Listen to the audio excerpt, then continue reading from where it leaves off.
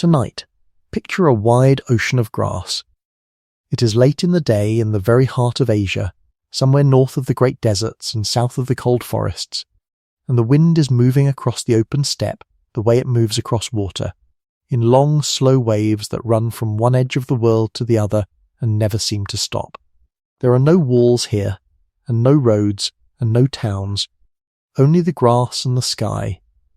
And the grass goes on so far in every direction that a person standing in the middle of it can turn slowly all the way around and see nothing at all to break the line where the green earth meets the pale evening gold of the sky. The sun is going down somewhere off to the west,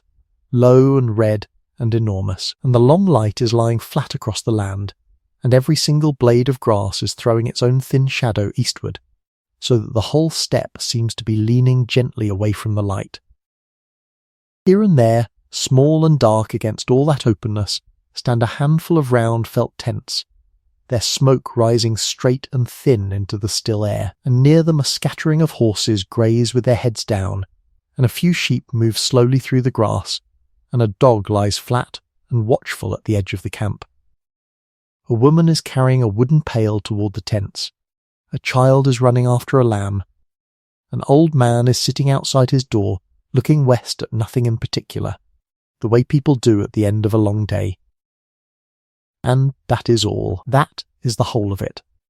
There is nothing here to suggest that this quiet grass, this handful of tents, these few families following their animals across the endless plain, will one day give the world the largest land empire it has ever seen or is ever likely to see again. An empire that will stretch from the rising sun in the east to the gates of Europe in the west, from the frozen rivers of the north to the hot deltas of the south. An empire so vast that a single order could travel across it for months and still not reach the far edge. Tonight we are going to sit down here on the edge of the grass, in the last of the light, and we are going to watch, very slowly, very slowly, very slowly, as a scattering of quarrelling herdsmen becomes the most feared and the most far-reaching power the medieval world would ever know. This is the entire story of the Mongol Empire, from the cold and hungry childhood of a boy on the northern steppe to the day his descendants ruled over most of the known world, and we are going to walk through the whole of it, gently and without any hurry at all, so that by the time we reach the far end of the story, you will most likely already be asleep, and that is exactly as it should be. So before we begin, settle yourself now into whatever stillness you have made for the night. Let your head find the soft place it is looking for. Let the blanket settle over your shoulders with its small familiar weight, and let that weight press you down, very gently, 1 quiet inch deeper into the bed. Let the lamp grow dim. Let the room grow large and soft and far away. There is nothing you need to do now, and nowhere you need to be, and nothing at all is asked of you tonight, except to lie still and let an old story carry you slowly downhill into sleep. If you enjoy these long, quiet histories, and only if you truly do, you might gently tap the like button, or follow along with the channel, because it does help other sleepless people find their way to this quiet place at the end of the day. And if you would like to, you might leave your location and your local time down in the comments before you drift off, because there is something oddly comforting in knowing that all across the world, in different cities and different hours, other people are lying in the dark listening to the very same story, and it helps others find their rest here too. But there is no hurry about any of that. Let it wait. For now, let your breathing slow, and let your eyes grow heavy and come with me, back across many hundreds of years, to the wide cold grass at the top of the world. Now, before there was a Mongol Empire, there was not even a place called Mongolia in the way we might imagine it, and there was certainly no single people who called themselves the Mongols and stood together as one. To understand how the empire came to be, we have to begin one full layer beneath the story, out on the open steppe as it truly was, long before any of the famous names were born. The steppe is a hard country, and it makes hard lives. It is a belt of dry grassland that runs for thousands of miles across the middle of Asia and in the summer it can be gentle and green and generous, thick with grass and loud with birds, and in the winter it can turn without warning into a white killing ground where the wind comes down out of the north with nothing at all to slow it, and the cold sinks so deep that animals freeze standing up and a careless traveller can die within sight of shelter. The people who lived here did not farm, because the land would not let them. Instead they followed their animals. They kept horses and sheep and goats and cattle, and in the drier places camels, and they moved with the seasons, up to the high summer pastures when the snow melted, and back down to the sheltered valleys when the cold returned, carrying their homes with them as they went. Their homes were round tents of felt stretched over a frame of light wooden poles, warm and snug and quick to build and quick to take down, and everything a family owned had to be light enough to load onto the back of an animal, because nothing that could not travel was worth having. From the very beginning, then, these were people of movement, people of the horse, people who owned little and needed less, and could vanish across the grass in an afternoon. A child of the steppe learned to ride almost before it could walk, tied into the saddle of a gentle old horse, and left to find its balance. By the time that child was grown, it could ride all day and half the night, could sleep in the saddle, could shoot a bow from the back of a galloping horse and strike a running hare, and could go for long stretches with almost nothing to eat, opening a small vein in a horse's neck to drink a little blood and closing it again without harming the animal, which is the sort of skill that sounds alarming until you remember that the alternative was simply to starve. Life on the steppe was a long negotiation with hunger and cold and distance, and it bred a people who were tough, patient, resourceful, loyal to their own, and extremely dangerous to everyone else. But they were not, in those early days, united, far from it. The steppe was home to many different peoples, and the peoples were divided into tribes, and the tribes were divided into clans, and the clans were forever quarrelling with one another over pasture and water and horses and honour, raiding each other's camps, stealing each other's animals, carrying off each other's daughters, and settling old scores with new killings that would in turn become old scores for the next generation to settle. There were the Tatars in the east, a powerful and warlike people whose name would one day be attached, quite unfairly, to all the steppe peoples together. There were the Kureitis and the Naimans, large confederations to the west and centre, many of whom followed a form of Christianity that had drifted eastward along the trade roads long before.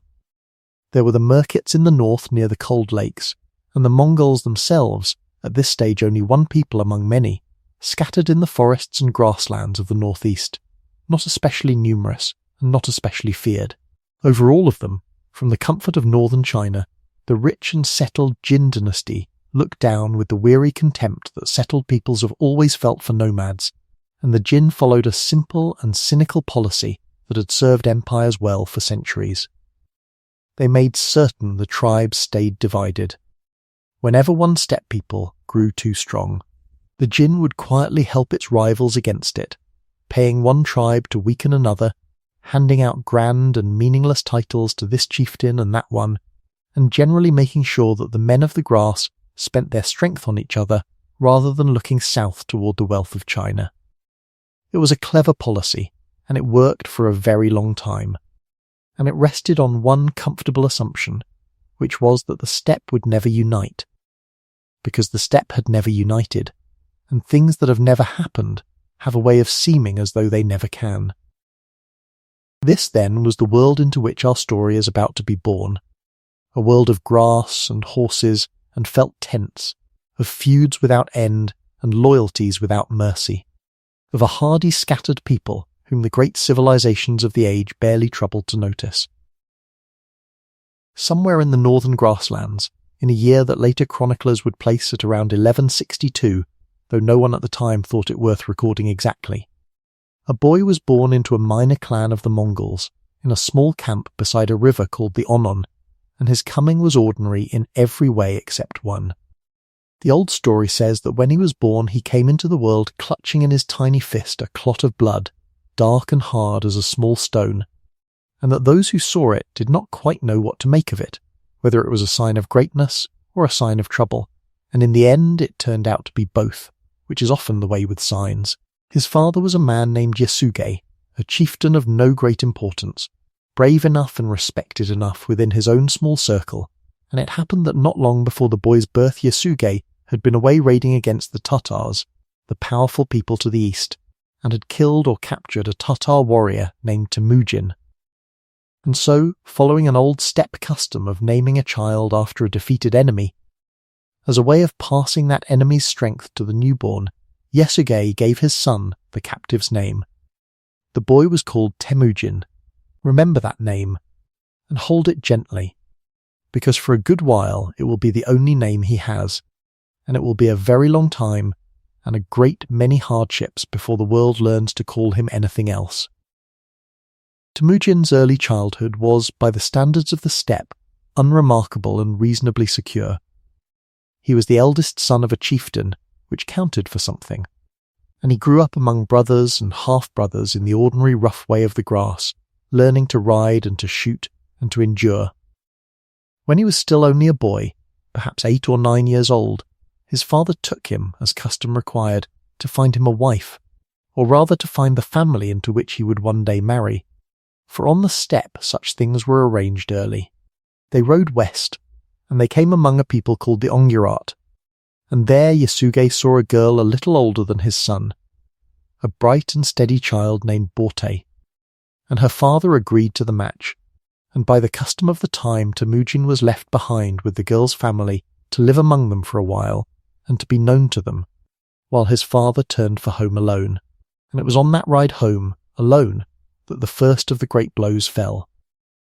Yasuge, travelling back across the grass, came upon a camp of Tatars, the very people he had raided years before, and being hungry and following the old law of hospitality that even enemies were supposed to honour, he stopped and ate with them. But the Tatars recognised him, and they remembered their dead, and they did to him quietly what could not be done openly, which is to say they mixed poison into his food, and Yasuge rode on not knowing what had been done to him, and grew sick upon the road, and barely reached his own camp before he died. Word was sent racing to the boy Temujin, and he came home at once, a child of 9 returning to find his father dead, and his family suddenly, terribly exposed. For here is the hard truth of the steppe. A chieftain's strength was his own, and it did not pass automatically to his children. With Yasuge dead, and his heir only a boy, the clan he had led saw no reason to go on following a widow and her small sons through the danger of the coming winter, and so they did the practical, pitiless thing. They abandoned them.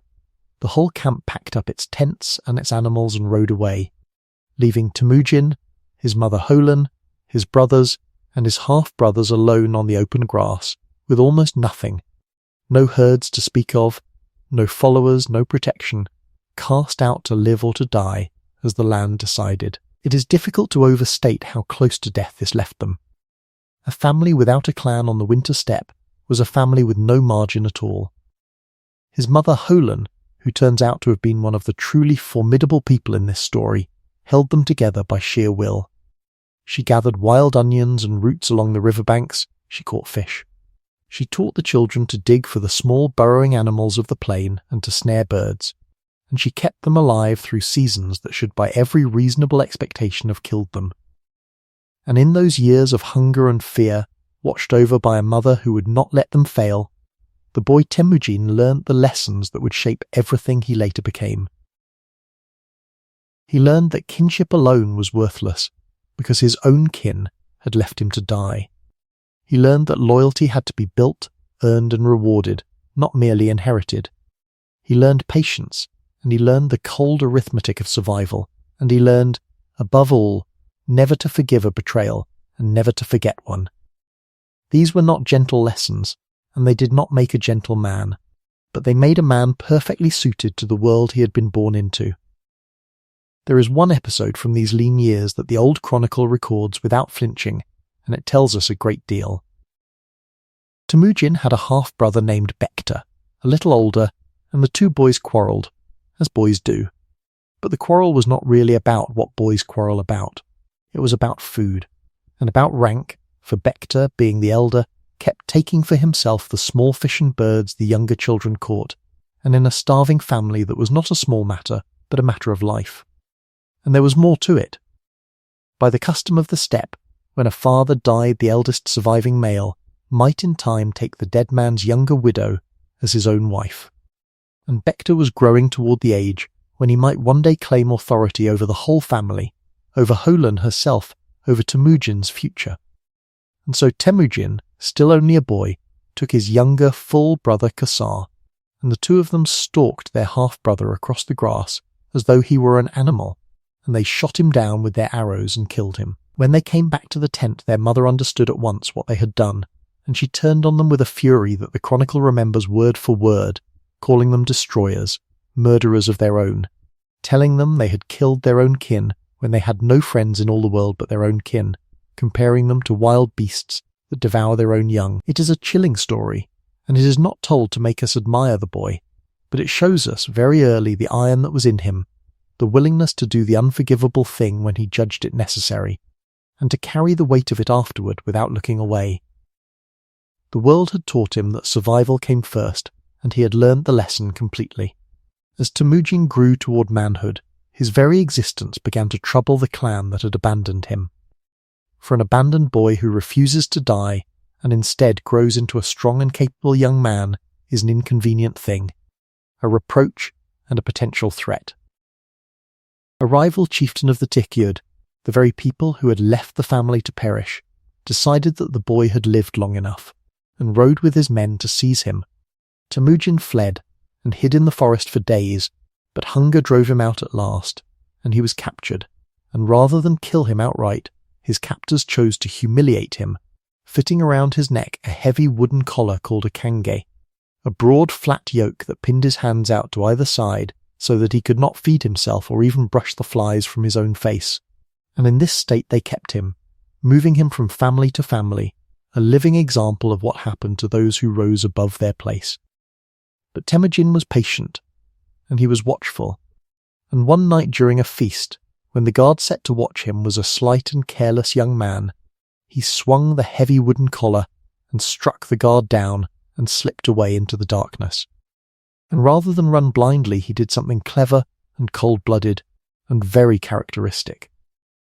He hid in the river, lying back in the cold water with only his face above the surface, the great wooden yoke floating around his neck, while his pursuers searched the banks around him in the dark. A man of the Taikyud, a low-ranking herdsman named Sorkan Shira, saw him lying there, and their eyes met, and instead of raising the alarm the man said nothing, and let him lie, and later took him in and hid him, and freed him from the collar, and set him on his way. Temujin never forgot it. Decades later, when he was the master of a vast empire, and could reward or destroy anyone alive, he remembered the herdsman who had let him lie in the river, and he raised that man and his family high. This too is a pattern worth marking as we go, for the whole of the coming empire was built upon it. Betray Temujin, and no distance and no passage of years would save you. Show him loyalty when it cost you something, when there was nothing in it for you, and he would remember that just as long, and repay it just as completely. In a world that ran on shifting alliances and casual treachery, a man who reliably rewarded loyalty and reliably punished betrayal was something new, and men would come to follow such a man, not out of blind fear alone, but out of a kind of terrible confidence in him, knowing exactly where they stood. Free at last, and growing into his strength, Temujin now did the thing that any young steppe man in his position would do. He went to claim the bride who had been promised to him all those years before, the girl Borte, whom he had not seen since he was a child of 9. Remarkably, the arrangement had held. He rode west to the Ongirat, and Borte's family honoured the old betrothal, and she came away with him as his wife, bringing as her dowry a fine coat of black sable fur, soft and dark and very valuable, and this humble coat, of all things, would turn out to be the first small foundation stone of an empire. Temujin understood, young as he was, that he could not stand alone, that a man with no clan and no followers needed a powerful protector, and so he took Borte's beautiful black sable coat, the finest thing he owned, and he carried it as a gift to the most powerful man he could reach, an old ally of his dead father named Togrul, the Khan of the Karates, one of the great confederations of the Central Steppe.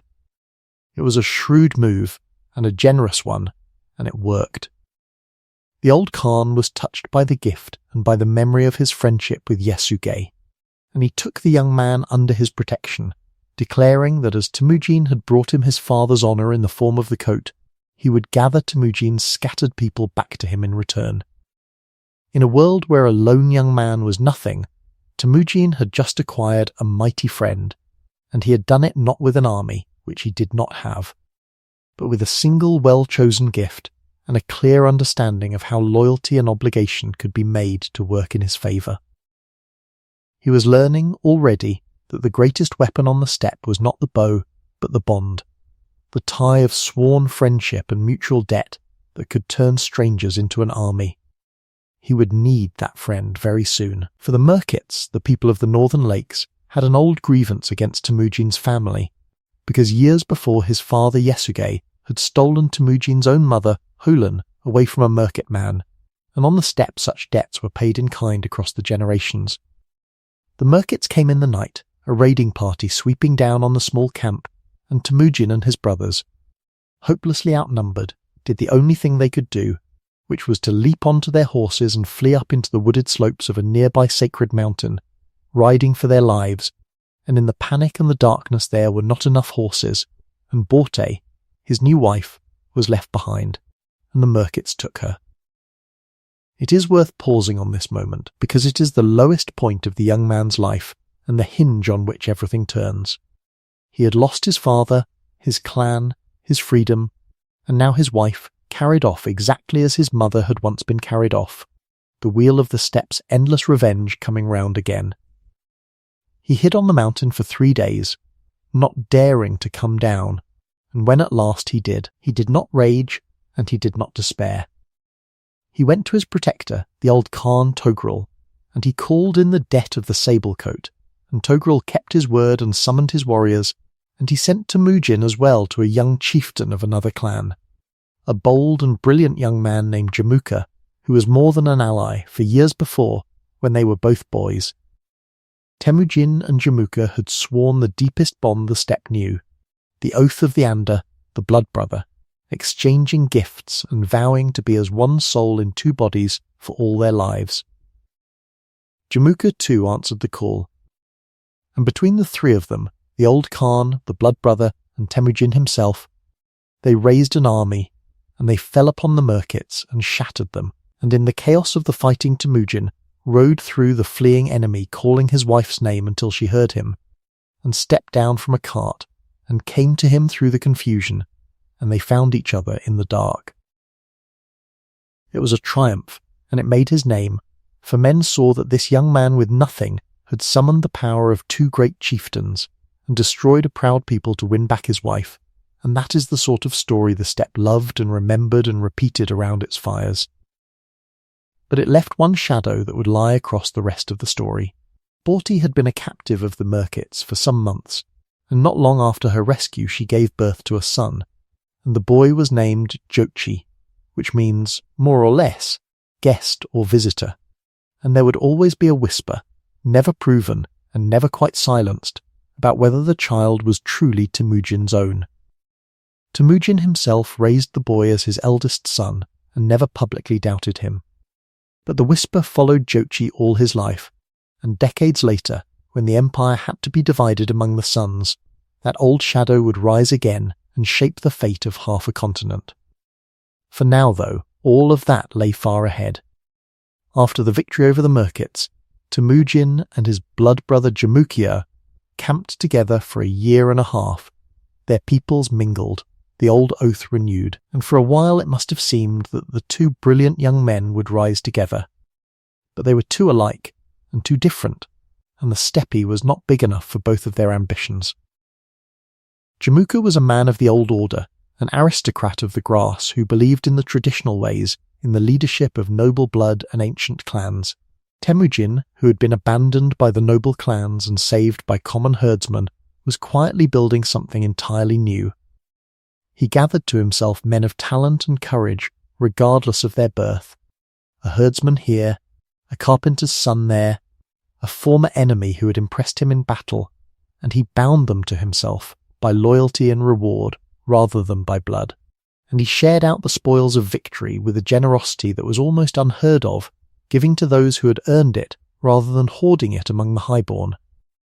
Ordinary men noticed. Slowly, family by family, the humble and the ambitious and the overlooked began to drift away from the proud Jamuka and toward the open-handed Temujin, and the day came when the two blood brothers parted, quietly at first, riding off in different directions, and the steppe understood that they were no longer one soul in two bodies, but two rivals, who would one day have to settle which of them would rule. Not long after the parting, a gathering of clans who had chosen to follow Temujin raised him up and gave him a title. They named him Khan, ruler of the Mongols, and it was a real honour and a real beginning, but we should be careful not to make it larger than it was. He was Khan of a modest following, one chieftain among several, and the great powers of the steppe, Jamuka and the Tatars and the Naimans, still dwarfed him. The road from this first small kingship to the mastery of the world would be long, and it would be soaked in blood, much of it the blood of his own people, for the unification of the steppe was not a gentle gathering of willing friends, but a brutal war of all against all, tribe against tribe, brother against brother, and Temujin would have to win it, battle by battle, betrayal by betrayal. Over more than 20 hard years, the wars came in waves. There was war against Jamuka, who gathered the old aristocratic clans who feared and hated the upstart, and had himself proclaimed with a grand and ancient title in direct challenge, and the two Anders, who had once sworn to be one soul, now led armies against each other across the grass. There was war against the Tatars, the people who had poisoned his father, and when Temujin at last defeated them, with the help of his old protector Togrul, and even at times with the grudging blessing of the Jin, who were happy to see the Tatars humbled, he took a revenge that was terrible and deliberate. He did not simply defeat the Tatars. He set out to end them as a people, and by the cold logic he had learned as a starving boy. He ordered that every Tatar male taller than the linchpin of a cartwheel, which is to say every boy old enough to one day take up a bow and avenge his father, be put to the sword, and the women and children absorbed into his own growing people. It was an act of calculated extermination, and it is one of the moments in this story where the man's greatness and the man's ruthlessness cannot be separated from each other, for they were the same thing. The same refusal to leave an enemy alive to trouble the next generation, learned long ago at the graveside of his poisoned father. As Temujin grew stronger, the old balances of the steppe began to tip, and even his oldest friendships could not survive the shift. His protector, the Aged Khan Togrul of the Keretes, had been like a father to him, and for years the two had fought side by side, the old Khan lending his weight to the young man's rise. But Temujin had grown too strong to remain anyone's junior partner, and there were men around the old Khan, chief among them the Khan's own jealous son, who whispered that the upstart Mongol was becoming a danger, that he would soon swallow them all, and that it would be wiser to strike him down now while it could still be done. Jamuka, the estranged blood brother, had by now taken shelter with the Keretes, and he added his own poison to the whispering, and so the old alliance curdled into a plot. A marriage was proposed between the two families, and then a feast arranged to lure Temujin into the open, and only a last-minute warning, carried to him by two humble herdsmen who overheard the plan while tending their horses, saved him from riding straight into the trap. Forewarned, but caught badly outnumbered, Temujin was defeated in the first great battle against his former protector, and driven eastward in a headlong retreat, until at last he came with only a few thousand exhausted followers to the muddy waters of a remote lake called Baljuna.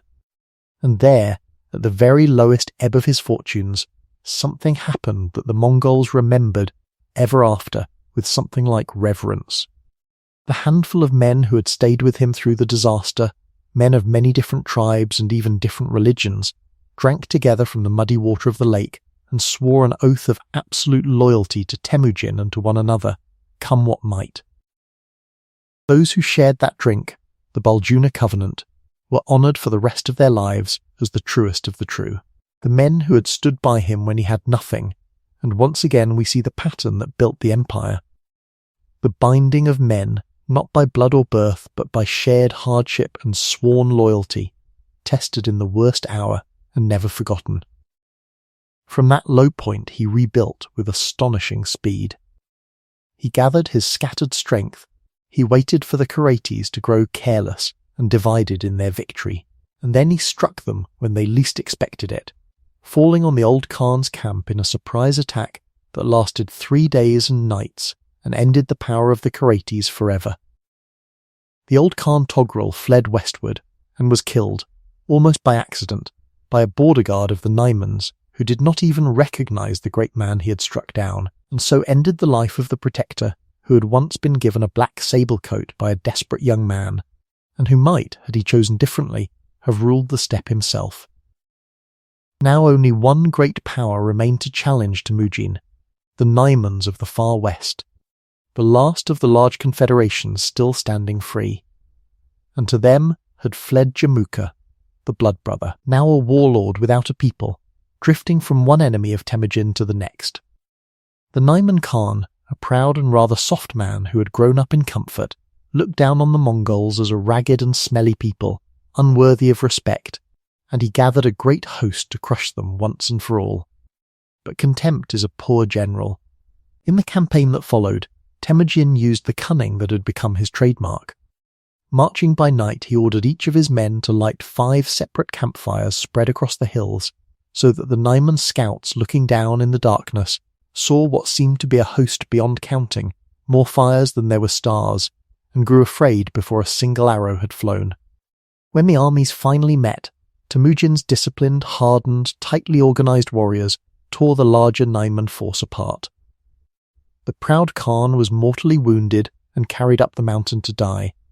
and his people were broken and absorbed, and with them fell the last independent power on the Mongolian steppe. As for Jamuka, the story of the blood brother comes to its sad and fitting end here. After the Naiman defeat, he became a hunted fugitive with only a handful of followers, and in the end those very followers, thinking to win favour with the victor, seized their lord and handed him over to Temujin in chains. But Temujin, whatever else he was, despised men who betrayed their own master, and rather than reward the traitors he had them executed before Jamuka's eyes. For a man who would sell the lord he had sworn to serve was a man no one could ever trust. Then he turned to Jamuka himself, the friend of his boyhood, the Ander with whom he had once sworn to be one soul in 2 bodies, and the old chronicle tells us that he offered to restore the friendship, to have them ride together again as brothers. But Jamuka refused. He said in effect that there could not be 2 suns in the sky, nor 2 Khans over one people, that he had been beaten fairly and had no wish to live on as a lesser man in the shadow of the friend who had surpassed him, and he asked only for the honourable death of a noble, to be killed without the shedding of his blood, which on the steppe was a mark of respect reserved for the highborn. And Temujin granted it, and Jamuka was put to death in the honoured way, without his blood being spilled upon the ground, and so the last rival passed out of the story, and the man who had begun as an abandoned boy on the Onon River now stood alone as the master of all the peoples of the steppe. In the year 1206, by the reckoning we use, all the tribes of the Mongolian grassland, the Mongols and the conquered Tatars and Karates and Naimans and Merkits and all the rest, now welded together into a single people, gathered by the headwaters of the Onon River, near the place where Temujin had been born, for a great assembly, a Kurultai, the grand council at which the steppe peoples chose and proclaimed their rulers. And there, before the assembled multitude, with the felt tents stretching away in every direction and the horsetail standards planted in the earth, Temujin was raised up and proclaimed the supreme ruler of them all. He was given a new title, one that would ring down through the centuries, and there is still some gentle argument among scholars about exactly what it meant. Whether it signified oceanic, universal, fierce, or simply hard, but its force was unmistakable. He was no longer merely Temujin, no longer merely Khan of the Mongols. He was now the Genghis Khan, which we might render as the universal ruler, the oceanic sovereign, the Khan of all who lived in felt tents between the far horizons. He was in his mid-40s, an age at which many men of that hard age were already old, and he had spent his entire life until this moment simply surviving, clawing his way up from nothing through betrayal and hunger and war. A lesser man, or simply a more contented one, might have stopped here, secure at last, rich in horses and honour, the undisputed lord of the grass. But Genghis Khan was not made for stopping, and the truth was that he had not yet even begun the work for which the world would remember him. He had spent 40 years learning how to unite the steppe. He would spend the 20 years remaining to him teaching the settled world, the great walled and ancient civilizations to the south and the west, what a united steppe could do. Before we follow him out across the walls of the world, it is worth sitting quietly for a little while with the machine he had built, because the Mongol conquests were not simply the work of one brilliant and ruthless man, but the work of a society that he had reorganized from the ground up into something that had never quite existed before. A whole people shaped like a weapon, the first and deepest of his reforms struck at the very thing that had nearly killed him as a boy, the old system of tribes and clans and inherited loyalties. Genghis Khan set out, quite deliberately, to break it. He took the peoples he had conquered and mixed them together, scattering the old tribes so that a man could no longer say he was a Tatar or a Karait or a Merkit first and a follower of the Khan second. He organized his entire population, for war and for peace alike, on a simple decimal system, in units of 10, of 100, of 1,000, and of 10,000, and he placed over each unit a commander chosen not for his birth, but for his ability and his loyalty, so that a shepherd's son who proved himself brave and clever could rise to command 10,000 riders, while the son of an old noble house who proved himself useless commanded nothing at all. Within these units the men were bound together for life, forbidden to leave one unit for another on pain of death, so that they fought beside the same comrades year after year and became as close as kin, closer than kin, a new kind of family made not of blood but of discipline and shared danger. In this one stroke he destroyed the old divisions that had kept the steppe weak for 1,000 years and replaced them with an absolute and personal loyalty that ran straight up the chain to himself. Around his own person he built an elite guard, the Keshig, 10,000 chosen warriors drawn from every part of his realm, who served as his bodyguard, his household, and his school of command. For the young men who served in the guard learned the ways of leadership at the Khan's own side, and were then sent out to command across the empire, a nursery of generals and governors bound to him by the closest ties. He gave his people, for the first time, a written language, adopting the script of the settled Uika people to the west and using it to record his laws and his decrees, so that his commands could travel across enormous distances without being garbled in the retelling. And he gave them a law, the great Yasa, a code that has not survived to us in full, but whose spirit is clear enough. It punished with death the crimes that tore steppe society apart, betrayal of one's lord, theft, the stealing of another man's animals or wife, and it enforced upon a famously unruly people a discipline they had never known,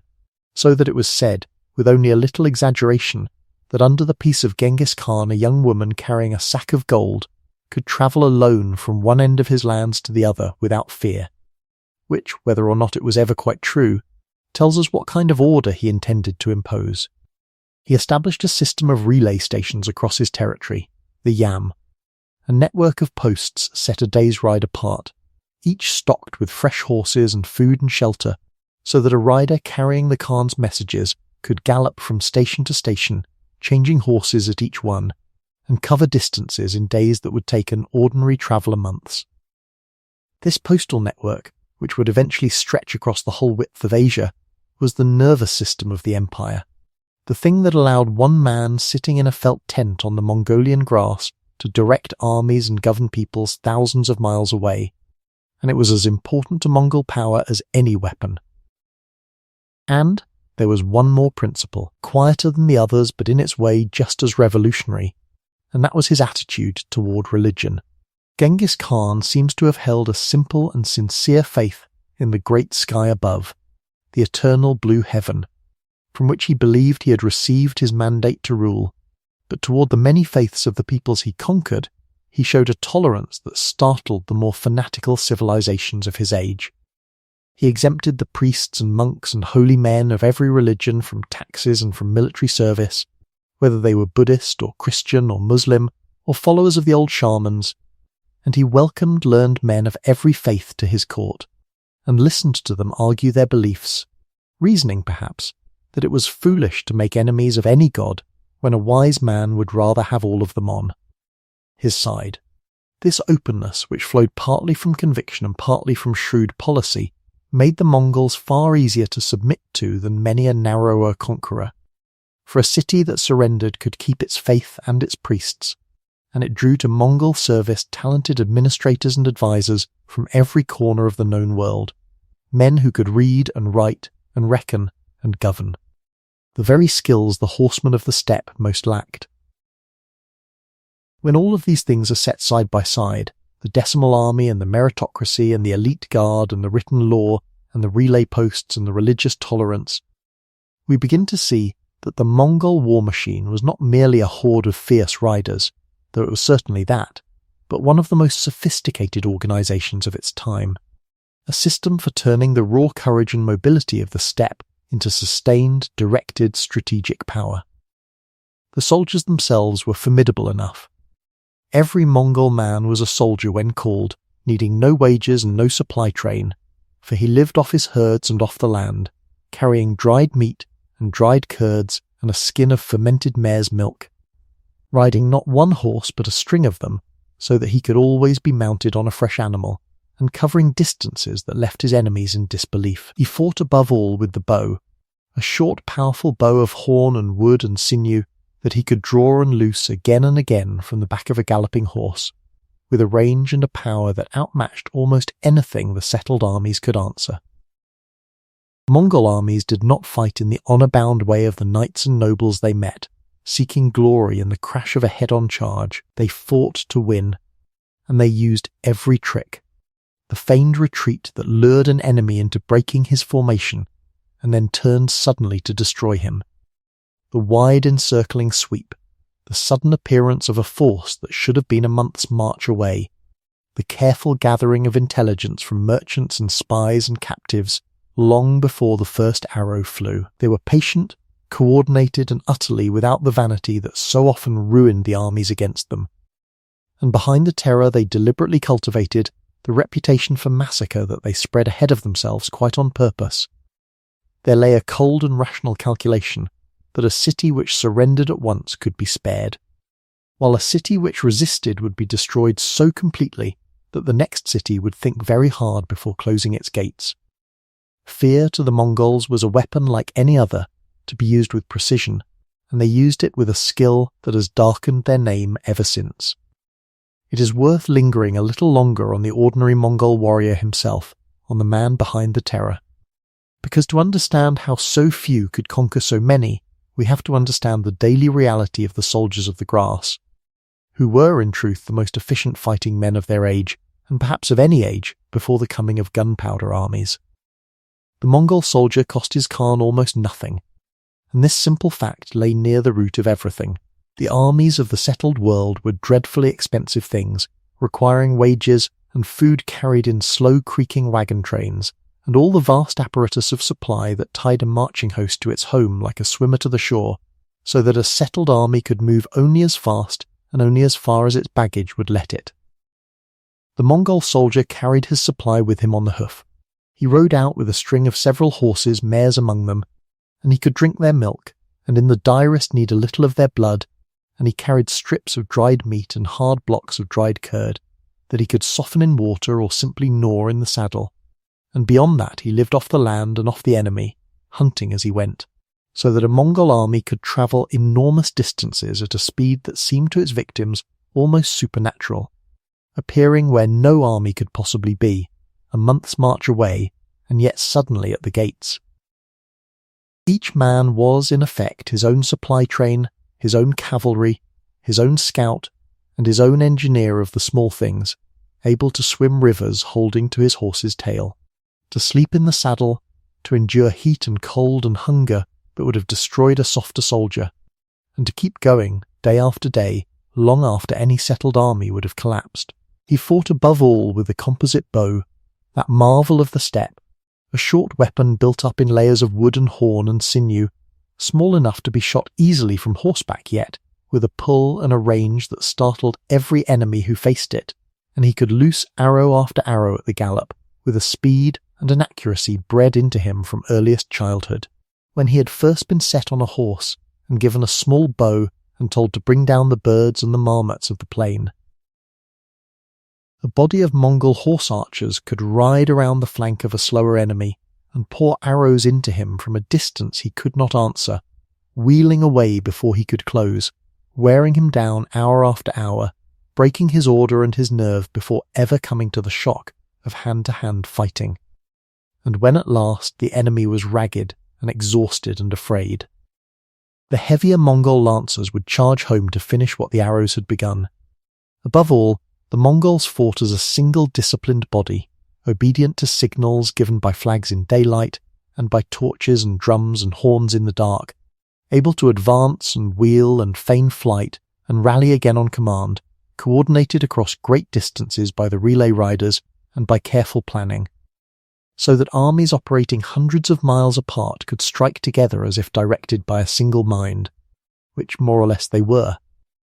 And behind all of this lay the deliberate use of terror, which was, for the Mongols, not mere savagery, but a considered instrument of policy, applied with a cold and rational purpose. They wished it to be understood, across the whole world, that a city or a people who submitted at once, who opened their gates and gave what was asked, would be spared and allowed to live on under Mongol rule, keeping their lives and their faith and their trades, while a city or a people who resisted would be destroyed so utterly, so memorably, so completely, that the terrible example would do half the work of the next campaign for them, opening the gates of the following city through sheer dread before a single siege engine was raised. The massacres, dreadful as they were meant to be talked of to travel ahead of the armies as a kind of advance guard of fear, and they succeeded, so that again and again cities and even whole kingdoms surrendered without a fight, rather than share the fate of those that had defied the Khan. It was a grim arithmetic, and it saved the Mongols countless battles, and it darkened their name forever, and the two things, the mercy shown to those who yielded and the annihilation visited on those who resisted, were not a contradiction but two halves of a single deliberate strategy, the carrot and the stick of world conquest, applied with a consistency that made the whole system horribly, ruthlessly effective. Understand this, and much that seems merely monstrous in the Mongol story becomes, without ceasing to be terrible, at least comprehensible. The working of a cold intelligence that had decided, long before, that fear was cheaper than war, and that a reputation for mercy and a reputation for annihilation were most powerful precisely when a frightened enemy held both of them in mind at once, and had to choose. With his people united and his war machine built, Genghis Khan now turned his gaze outward, southward and eastward, toward the settled and wealthy lands beyond the grass, and his first move was a careful one, against a smaller kingdom rather than a great one, the sort of choice a patient man makes when he is testing a new tool. To the southwest of the Mongol lands, in the dry country where the great bend of the Yellow River curls through desert and mountain, lay the kingdom of the Western Seer, ruled by a people called the Tangut, a prosperous little state that guarded a stretch of the old trade roads and grew rich on the caravans that passed through it. It was strong enough to be worth taking, and weak enough to be taken, and above all it offered the Mongols something they badly needed, which was practice, for the horsemen of the steppe knew how to defeat an army in the open field, but had almost no experience of the thing that defended the settled world, the walled city. A Mongol could ride down any enemy who would come out and fight him, but a city that shut its gates and sat behind high thick walls of rammed earth and stone was a different problem altogether, and the first Mongol attempts against the Tangut towns showed it, for the riders milled about beneath the walls unable to climb them or break them, and at one point they even tried, without much success, to divert a river to flood a besieged capital, and succeeded mainly in flooding their own camp, which is the kind of lesson that teaches humility. But the Mongols learned, as they always learned, faster than anyone expected. The Western Seer king, seeing that he could not drive them off and receiving no help from his powerful neighbour the Jin, at last submitted, agreeing to pay tribute and to send troops, and Genghis Khan had won his first settled kingdom and, more valuable still, his first hard schooling in the taking of walls. Now he was ready for the great prize, the one that had haunted the imagination of every steppe chieftain for centuries, the immense, ancient, fabulously wealthy civilization of northern China, ruled in those days by the Jin dynasty, the very power that had for so long kept the steppe divided and weak by its cunning policy of setting tribe against tribe. The Jin ruled tens of millions of people, held great fortified cities, fielded huge armies, and looked upon the Mongols as the latest in an endless line of northern barbarians to be managed and bribed and, when necessary, slaughtered. When a new Jin emperor came to the throne and sent envoys to the steppe demanding that Genghis Khan kneel and acknowledge his overlordship in the old way, the Khan is said to have turned to the south, where the emperor sat, and spat upon the ground and mounted his horse and ridden north, which was as clear a declaration of war as any herald could have carried. In the year 1211 he led his armies south against the Jin, and so began a war that would grind on, with pauses and truces, for more than 20 years, longer than the Khan himself would live. The Jin had two great advantages, their enormous population and their fortified cities, above all their mighty central capital in the north, a vast walled metropolis on the site of what is now Beijing, ringed with walls of tremendous height and thickness and defended by a garrison of many tens of thousands. Against such a place the Mongol horsemen, for all their speed and ferocity, could at first do little but ravage the countryside, cutting the city off from the farmland that fed it, and settle down to the slow and unfamiliar work of a siege. But here the Mongols revealed the quality that, more than their courage or their mobility, truly made them unstoppable, which was their genius for absorbing whatever they needed from the peoples they fought. They could not build siege engines, so they took into their service the Chinese engineers who could, and Khitan and Chinese defectors who hated their Jin masters came over in great numbers, bringing with them the knowledge of catapults and battering rams and enormous crossbows, of scaling ladders and mining, and the making of the strange new weapons of gunpowder and fire that Chinese ingenuity had devised. Within a very few years the illiterate horsemen of the grass commanded a siege train as sophisticated as any in the world, staffed by the finest engineers of the age, and the walls that had once stopped them cold began, one by one, to fall. The great northern capital held out for a long time, through a siege of terrible length in which the trapped population starved and suffered horribly. But at last, weakened by hunger and treachery and the collapse of relief efforts, it fell to the Mongols, and it was given over to a sack so thorough and so savage that travellers passing the spot months afterward wrote that the ground was still greasy with human fat and littered with bones, and that the streets had run with fire until little was left of one of the greatest cities of the world. This was the terror weapon at its most naked. The deliberate and total destruction of a place that had defied the Khan, meant to be talked of and dreaded across all of China, and it was. Yet even as the Mongols destroyed, they were being changed by what they destroyed. Among the plunder of the fallen capital, more precious to the Khan than all its gold, was a man, a Khitan nobleman and scholar of the Jin court named Yelu Chukai, tall and grave and famously long-bearded, deeply learned in the ways of Chinese government and astronomy and letters.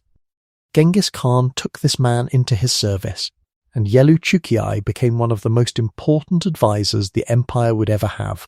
for it was he who began to teach the conqueror a lesson that the pure horseman could never have learned on his own,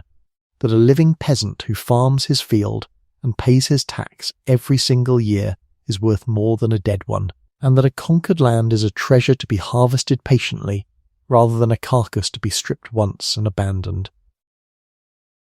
There is a story, probably polished in the retelling but true in its heart, that some of the Khan's commanders proposed simply exterminating the entire farming population of northern China and turning the whole of that crowded, cultivated land back into open pasture for their horses,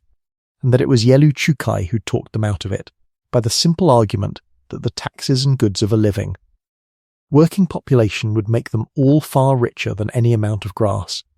Whether or not it happened exactly so, the shift it describes was real, and it marks one of the great turning points of the whole story.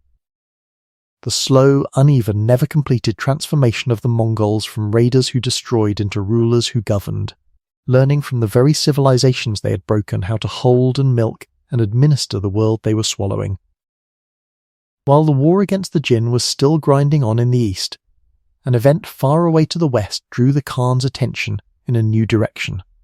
and it would lead to the most terrible campaign of his life and carry the Mongol name into lands that had never heard it. Far to the west of the Mongol homeland, beyond the deserts and the mountains, lay a great and wealthy empire, the Empire of Khwarezm, a young and mighty state ruled by a proud Shah, whose lands stretched across much of what we now call Central Asia and Persia, studded with some of the richest and most cultured cities in the world, ancient centres of learning and trade and beauty. Of libraries and observatories and gardens, cities whose names shone like jewels along the old Silk Roads, Samarkand and Bukhara and Urgench and Herat and many more. Genghis Khan had no quarrel with this empire, and remarkably, seems to have wanted none. He was busy in China, and what he wanted from the West was not conquest, but trade. The profitable flow of goods along the Silk Roads that his newly pacified steppe now made safe. And so he sent to the Shah a great caravan of merchants, hundreds of men and camels laden with silver and jade and silks and furs, together with a courteous message proposing peace and friendly commerce between their two great realms, treating the Shah as an equal. The caravan reached a frontier city of the Khwarezmian Empire called Otrar, and there the governor of the city, a greedy and short-sighted man, coveted the rich goods, and accused the merchants of being spies, which some of them very likely were, since merchants and spies were often the same men, and on that pretext he had the entire caravan seized and every man in it put to death, and all there. Goods confiscated. When word of this reached Genghis Khan, he did not at once fly into war. He did something more measured, and for the men of Khwarezm, far more fateful. He sent envoys to the Shah himself, 3 of them, demanding that the guilty governor be handed over for punishment and the wrong set right, giving the Shah the chance to disown his official's crime and keep the peace. And the Shah, proud and foolish and contemptuous of these barbarians from the eastern grass, did the unforgivable thing. He had the chief envoy killed and the others humiliated, their beards burned off, and sent back in disgrace. In the whole of this long story there are few clearer examples of the terrible cost of arrogance, for the Shah, secure in his great cities and his large armies, had just insulted and murdered the ambassadors of the most dangerous man alive, and by doing so had signed the death warrant of his empire and of hundreds of thousands of his people. The chronicles say that when the news came, Genghis Khan climbed alone to the top of a hill and prayed there for 3 days and nights to the eternal blue sky, asking for strength, declaring that he had not sought this war, but that the wrong had been done to him, and coming down at last with the cold certainty of a man who intends to leave nothing standing. Then he gathered the greatest army he had ever led, perhaps 150,000 riders and their Chinese engineers and their siege train, and in the year 1219 he led them west across thousands of miles of desert and mountain, a distance that should have been impossible for so large a force, appearing before the cities of Khwarezm like a storm come out of a clear sky. What followed was one of the swiftest and most devastating campaigns in the history of the world. The Shah, though his armies were larger, made the fatal mistake of scattering them among his many cities to defend each one, rather than gathering them into a single host, and the Mongols, moving with a speed and coordination that bewildered their enemies, dealt with the cities one by one. Genghis Khan himself, with one wing of the army, performed a feat that his opponents had thought physically impossible, marching a whole column straight across a great trackless desert that everyone assumed no army could cross, and emerging suddenly deep behind the frontier, before the walls of the ancient and holy city of Bukhara, a city no one had dreamed the Mongols could reach. Bukhara fell quickly, and there is a story that the conqueror rode his horse into the great mosque at its heart, the finest in the city, and demanded to know whether it was the Shah's palace. And when told that it was the house of God, dismounted and climbed into the pulpit, from which the preacher spoke, and told the terrified people gathered there, in words that have echoed down the centuries, that they must have committed great sins for heaven to have sent such a punishment upon them, and that he himself was the flail of God, the punishment of God, sent to scourge them for their wickedness. Whether he truly said it hardly matters, for it captures exactly how the Mongols wished to be seen, and how their victims came to see them, not as a mere enemy, but as a judgment, a calamity beyond appeal, the wrath of heaven made flesh and mounted on horseback. City after city met the same fate. Those that surrendered at once were spared the worst, though they were still stripped of their wealth and their young men taken to serve as human shields in the next assault. Those that resisted were annihilated. Samarkand, the great jewel of the region, fell within days. The old capital of Urgench held out desperately, and was destroyed so utterly, the chroniclers say, that the Mongols broke the dikes of the great river and drowned what was left of it beneath the waters. The rich and beautiful city of Herat, and the ancient centre of Nishapur, where one of the Khan's beloved sons-in-law was killed by an arrow from the walls, were subjected to massacres so complete that the accounts of them, with their vast and surely exaggerated tallies of the dead, are almost impossible to read even now. Whole populations put to the sword, the skulls of men and women and children piled in separate heaps, the cities themselves levelled so that grass might grow where streets had been. Historians still argue bitterly over the true numbers, which the medieval chroniclers inflated for their own reasons of horror and propaganda. But even the most cautious modern estimates leave us with a catastrophe of staggering scale, a flourishing civilization of gardens and libraries and irrigation reduced in the space of a few years to ruin and silence, some of its ancient waterworks so thoroughly destroyed that the land never fully recovered its old fertility. The Shah himself, his empire collapsing around him faster than he could believe, abandoned his cities and fled, and Genghis Khan sent two of his finest generals, the grim old master of war Subutai and the swift commander Yebe, to hunt him down with a flying column of picked horsemen. And they pursued him across the whole width of his vanishing empire, from city to city never resting, until the once mighty Shah, betrayed and alone, died of illness and exhaustion on a small island in the Caspian Sea, so poor at the last that there was not even a proper shroud to bury him in. The two generals who had chased the Shah to his lonely death were not finished. Having reached the Caspian Sea, Subutai and Jebe sent word back to Genghis Khan asking leave to continue on, not homeward, but westward and northward, in a great looping reconnaissance around the far side of the inland sea, into lands no Mongol had ever seen, simply to learn what was there.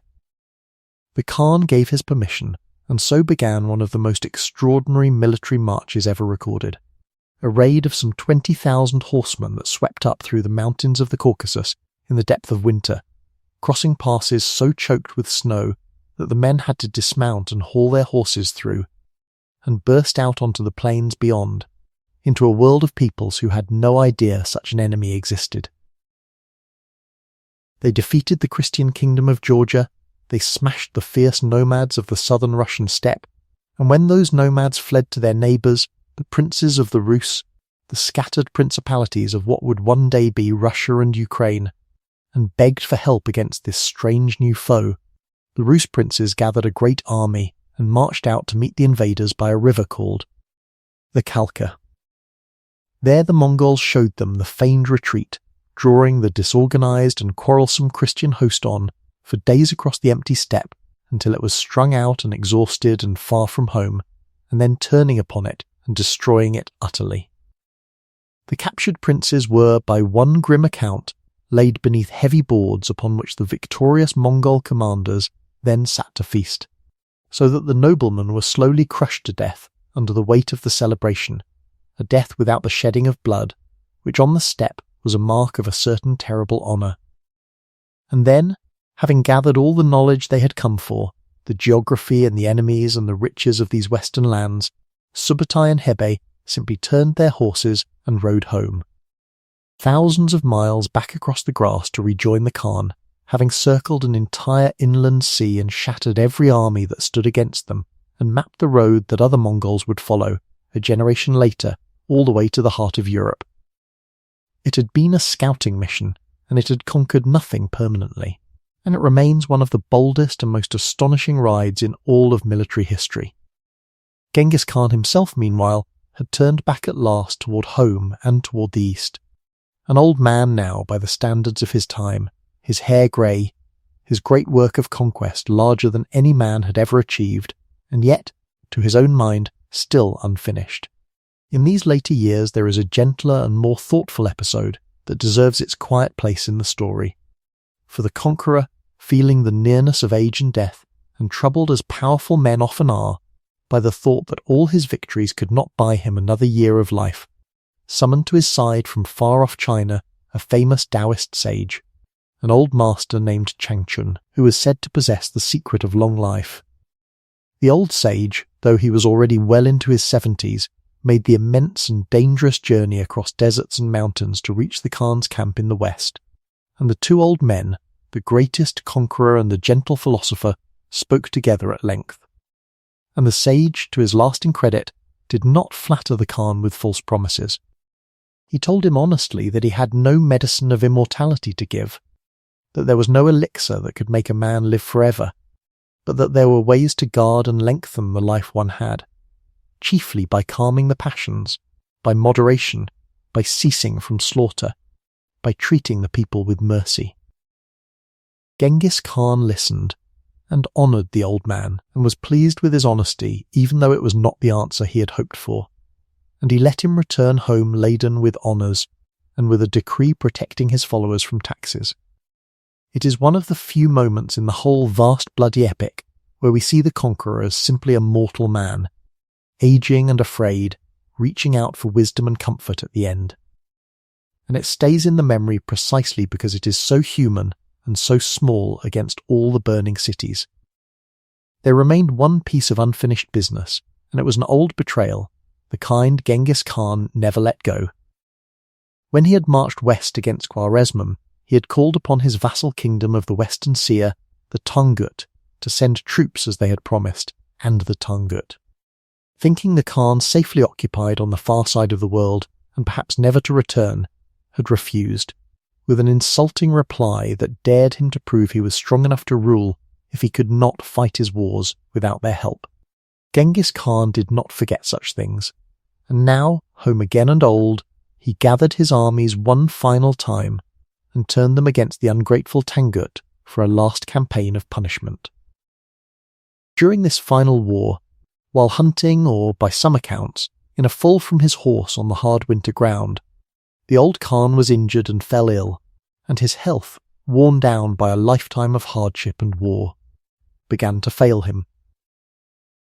He would not turn back, insisting that the campaign against the faithless Tangut be finished, and finished it was, the Western Seer crushed forever, their capital taken, their king put to death, their people scattered, a whole kingdom wiped from the map as a final settling of accounts. But the Khan did not live to see the very end of it. In the late summer of the year 1227, in a camp somewhere in the mountains near the Tangut lands, Genghis Khan died, an old man surrounded by his sons and his generals, having risen from an abandoned and starving boy on the Onon River to the master of the largest contiguous empire the world had ever known, stretching from the Sea of Japan almost to the Caspian, from the Siberian forest to the plains of Persia. His death was kept secret for a time, so that the ongoing campaign would not be disturbed, and his body was carried home to the Mongolian homeland he had never stopped loving, to be buried according to his own wishes in an unmarked grave whose location was hidden with fanatical care, The old stories say that the funeral escort killed everyone they met upon the road so that none could reveal the way, and that afterward 1,000 horses were driven back and forth across the burial ground to erase every trace of it, and that the men who had dug the grave were themselves put to death, so that the resting place of the greatest conqueror in history has never been found and, in all likelihood, never will be, hidden somewhere beneath the grass of the country that made him, exactly as he wished. He had told his sons in his final counsels that the work was not done, that the world beyond the horizon was still to be taken, and that they must hold together above all things, and not fall to quarrelling among themselves. For a bundle of arrows bound together cannot be broken, though each single arrow snaps easily in the hand. It was wise advice, and it was, in the end, the one command of his that his descendants would prove entirely unable to obey. When a ruler as towering as Genghis Khan dies, the greatest danger to what he has built is not the enemy outside, but the family within. And the Mongols knew it, and for a while they managed the danger better than most. In his lifetime, the old Khan had divided his lands and peoples among his 4 sons by his chief wife Borte, giving to each of them a great share, and ulus, together with a portion of the army, in the expectation that they would rule their portions while remaining loyal to a single supreme Khan set over all of them. To his eldest son Jochi, the child born under the old shadow of the Merkit captivity, he had given the westernmost lands, the farthest grass toward the setting sun, as far as Mongol hooves had reached and beyond, and this may have been partly a kindness and partly a way of keeping the doubtful son at a safe distance from the centre. To his second son Chagatai, a stern and rigid man, deeply learned in his father's law and fiercely devoted to it, he gave the central lands of Central Asia, the old heart of the shattered Khwarezmian Empire.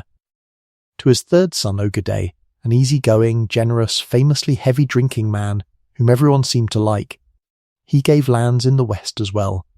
But more importantly, he named him as his choice for Supreme Khan, the great Khan over all the rest, judging, shrewdly, that the steady and agreeable Ogedei would be better able to hold the quarrelsome family together than the prouder and harder men.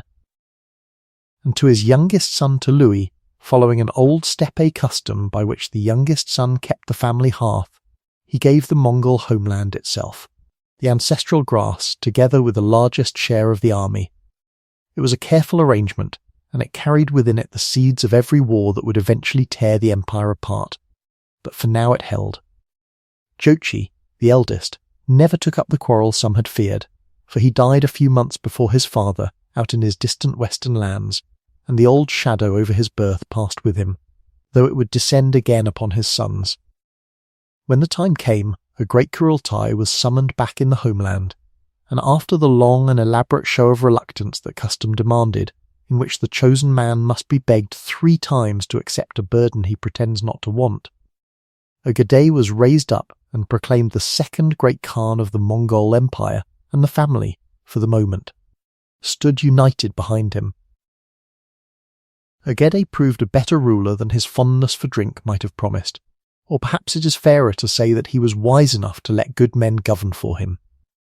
He leaned heavily on the learned Khitan adviser Yelu Shukiai, the long-bearded scholar taken from the wreck of the Jin capital, and under that patient man's guidance the empire began, haltingly, to turn from a machine purely for conquest into something that could also be governed. A proper system of taxation was established, regular and predictable, so that the settled peoples knew what they owed and could plan their lives, which was better for them, and in the long run, far more profitable for their masters than the old way of simply seizing whatever could be carried off. Censuses were taken so that the empire knew what it possessed. The network of relay stations, the Yam, was extended and strengthened until a message could cross the whole width of Asia in a matter of weeks, binding the scattered dominions together. And Ogedei did something no Mongol had done before, something that marked how far these people of the movable felt tent had come. He built a capital, a fixed city out on the Mongolian grass, a place called Karakorum, which grew into a strange and cosmopolitan town where the plunder and the talent of the whole known world washed up together, where Chinese craftsmen and Persian architects and Russian slaves and European travellers and Muslim merchants and Buddhist and Christian and Taoist clergy all mingled in the streets, where there stood, by one famous account, a great silver fountain made by a captured French goldsmith, shaped like a tree, from whose branches flowed wine and fermented mare's milk and honey mead and rice wine at the pull of a lever, so that the lords of the grass could drink the produce of their whole empire from a single marvellous machine. It was a small city by the standards of Baghdad or Hangzhou, and it depended for its very food on long caravans of carts creeping across the steppe. But it was a capital, a centre, a sign that the Mongols now meant to keep the world they had taken, and not merely to raid it. With the administration steadied at home, Ögedei turned the armies outward again in every direction at once, for the old Khan's command to finish conquering the world still lay upon them all. In the east, the long unfinished war against the Jin dynasty of northern China was brought at last to its end. Tolui, the youngest brother and the finest soldier of the four, led a brilliant campaign, and in the year 1234 the last Jin emperor, cornered in his final refuge, hanged himself as the Mongols broke in, and the dynasty that had ruled the north for a century and had once kept the steppe divided by its clever policy was extinguished forever. But the fall of the Jin did not bring peace to China, for it brought the Mongols up against a new and far greater adversary, the Song dynasty of the south, which ruled the vast, rich, populous, and technologically brilliant heartland of China below the great rivers, a civilization of teeming cities and flooded rice paddies and mighty fortified river towns, defended by a terrain of water and mountain and heat that was almost perfectly suited to blunting the power of steppe cavalry. The war against the Song, begun under Ögedei, would prove the longest and hardest single struggle in the whole history of the empire, dragging on for some 45 years, outlasting Ögedei and his successors many times over, and it stands as the great exception to the story of Mongol invincibility, the proof that even this war machine could be slowed almost to a standstill by a wealthy, determined, and well-defended people fighting for their homes in a country made for defence, while the armies of the empire ground slowly forward against the Song in the wet green south of China. The greatest drama of Ögedei's reign was unfolding at the very opposite end of the world, far away to the west, where the Mongols now launched the campaign that would carry them deeper into Europe than any steppe people had ever gone, and would leave a mark on the lands of the Rus that lasted for centuries. The old Khan Genghis had given the far western lands to his eldest son Jochi, and now that Jochi was dead, his sons inherited them, and chief among those grandsons was a capable and ambitious young prince named Batu. To aid him, and in truth to do most of the real thinking, the great Khan sent the finest soldier the Mongols ever produced, the old general Subutai, the same grim master of war who as a younger man had chased the Shah of Khwarezm to his death and circled the Caspian Sea on that astonishing scouting raid a generation before. Subutai had seen these western lands with his own eyes, had studied their princes and their rivers and their weaknesses, and he had never forgotten them, and now, an old man of great experience, he returned to finish what that long-ago reconnaissance had begun. In the year 1237, a great Mongol host crossed the frozen rivers into the lands of the Rus, and the scattered principalities, still as quarrelsome and disunited as they had been at the Khalkha 14 years before, still unable to combine against a common enemy, were destroyed one by one, exactly as the cities of Khwarezm had been. The Mongols came, cleverly, in the depth of winter, using the frozen rivers as smooth highways for their cavalry, striking when the settled peoples least expected campaigning, and city after wooden city went up in flames. The town of Ryazan was stormed and its people slaughtered. The great city of Vladimir was taken and burned. Moscow, then only a small place, was destroyed, and in the year 1240 the Mongols came at last to Kiev, the mother of the cities of the Rus, the splendid and ancient capital on the deeper jewel of the Eastern Slavic world, and they stormed it and sacked it so thoroughly that a papal envoy passing through a few years later reported that the once great city had been reduced to barely 200 houses, and that the fields around it were still white, with the unburied bones of the dead. The lands of the Rus now passed under a Mongol domination that would endure for nearly 2.5 centuries, the long era that the Russians would remember as the Yoke, in which the princes of the Rus kept their thrones only by travelling humbly to the Mongol Khan to receive his permission, and by gathering the heavy tribute he demanded and carrying it to him. A subjugation that shaped the whole later history of Russia, turning it away from Europe and leaving scars in its memory that have never entirely healed. But Subutai was not finished, for beyond the Rus lay the kingdoms of Catholic Europe, and the old general meant to see them too. Here he did something that reveals the sheer sophistication of Mongol warfare at its height, for he divided his forces and sent one army north into Poland as a shield and a distraction, to keep the northern kingdoms from coming to the aid of his true target, while he himself led the main host against the rich kingdom of Hungary, whose wide grassy plains, so like the steppe, he had marked long before as the perfect base from which to dominate Central Europe.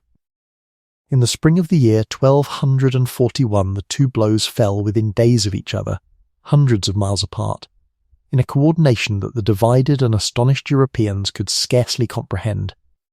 In the north, at a place called Legnica, in Poland, a Christian army of Polish knights and German crusading orders was drawn out and surrounded and cut to pieces in the Mongol fashion, and the victors, it was said, filled 9 great sacks with the severed ears of the fallen to reckon the scale of their slaughter. And in the south, only 2 days later, on a plain by the river Sarjo near a place called Mohi, the old general Subutai trapped and destroyed the entire army of the King of Hungary, luring the heavily armoured Christian knights into a killing ground,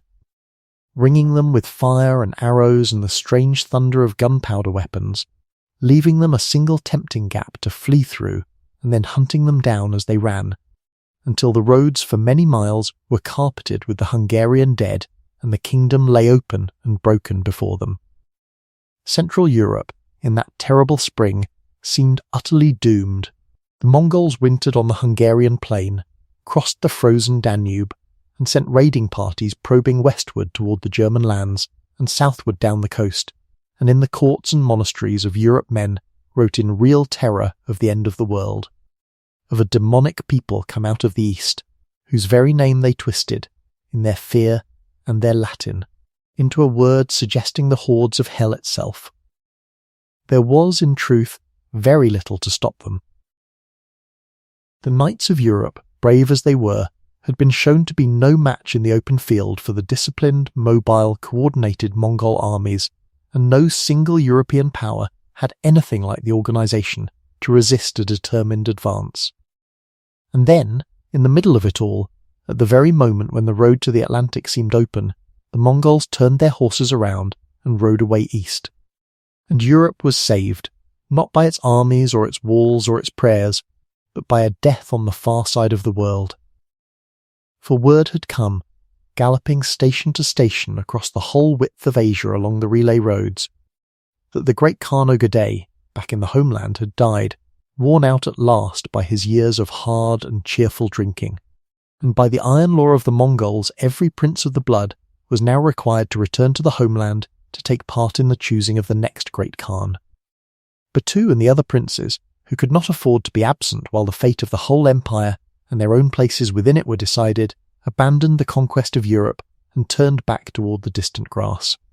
And the fields of Hungary and the forests of Germany and the whole terrified Latin West, which had been able to do nothing to save itself, were delivered by an accident of timing and succession, by the fortunate failure of one distant emperor's heart. It is one of the great what-ifs of all history, endlessly turned over ever since. The question of what would have become of Europe had Ogadai only lived a few years longer, and there is no answer to it, only the plain and humbling fact that the survival of medieval Christendom hung, without ever knowing it, upon the health of a hard-drinking man in a felt tent 5,000 miles away. There is a thread running quietly through this whole story that the old chronicles, written by men and mostly about men, tend to leave in the shadows, and it deserves to be drawn out into the light before we go further, and that is the remarkable part played by the women of the Mongol ruling house, who held far more power and did far more to shape the empire than the tellers of battles usually trouble to say. On the steppe, where the men were so often away at war or at the hunt for months and even years at a time, the women ran the camps and the herds and the households, managing the movement of whole peoples across the seasons,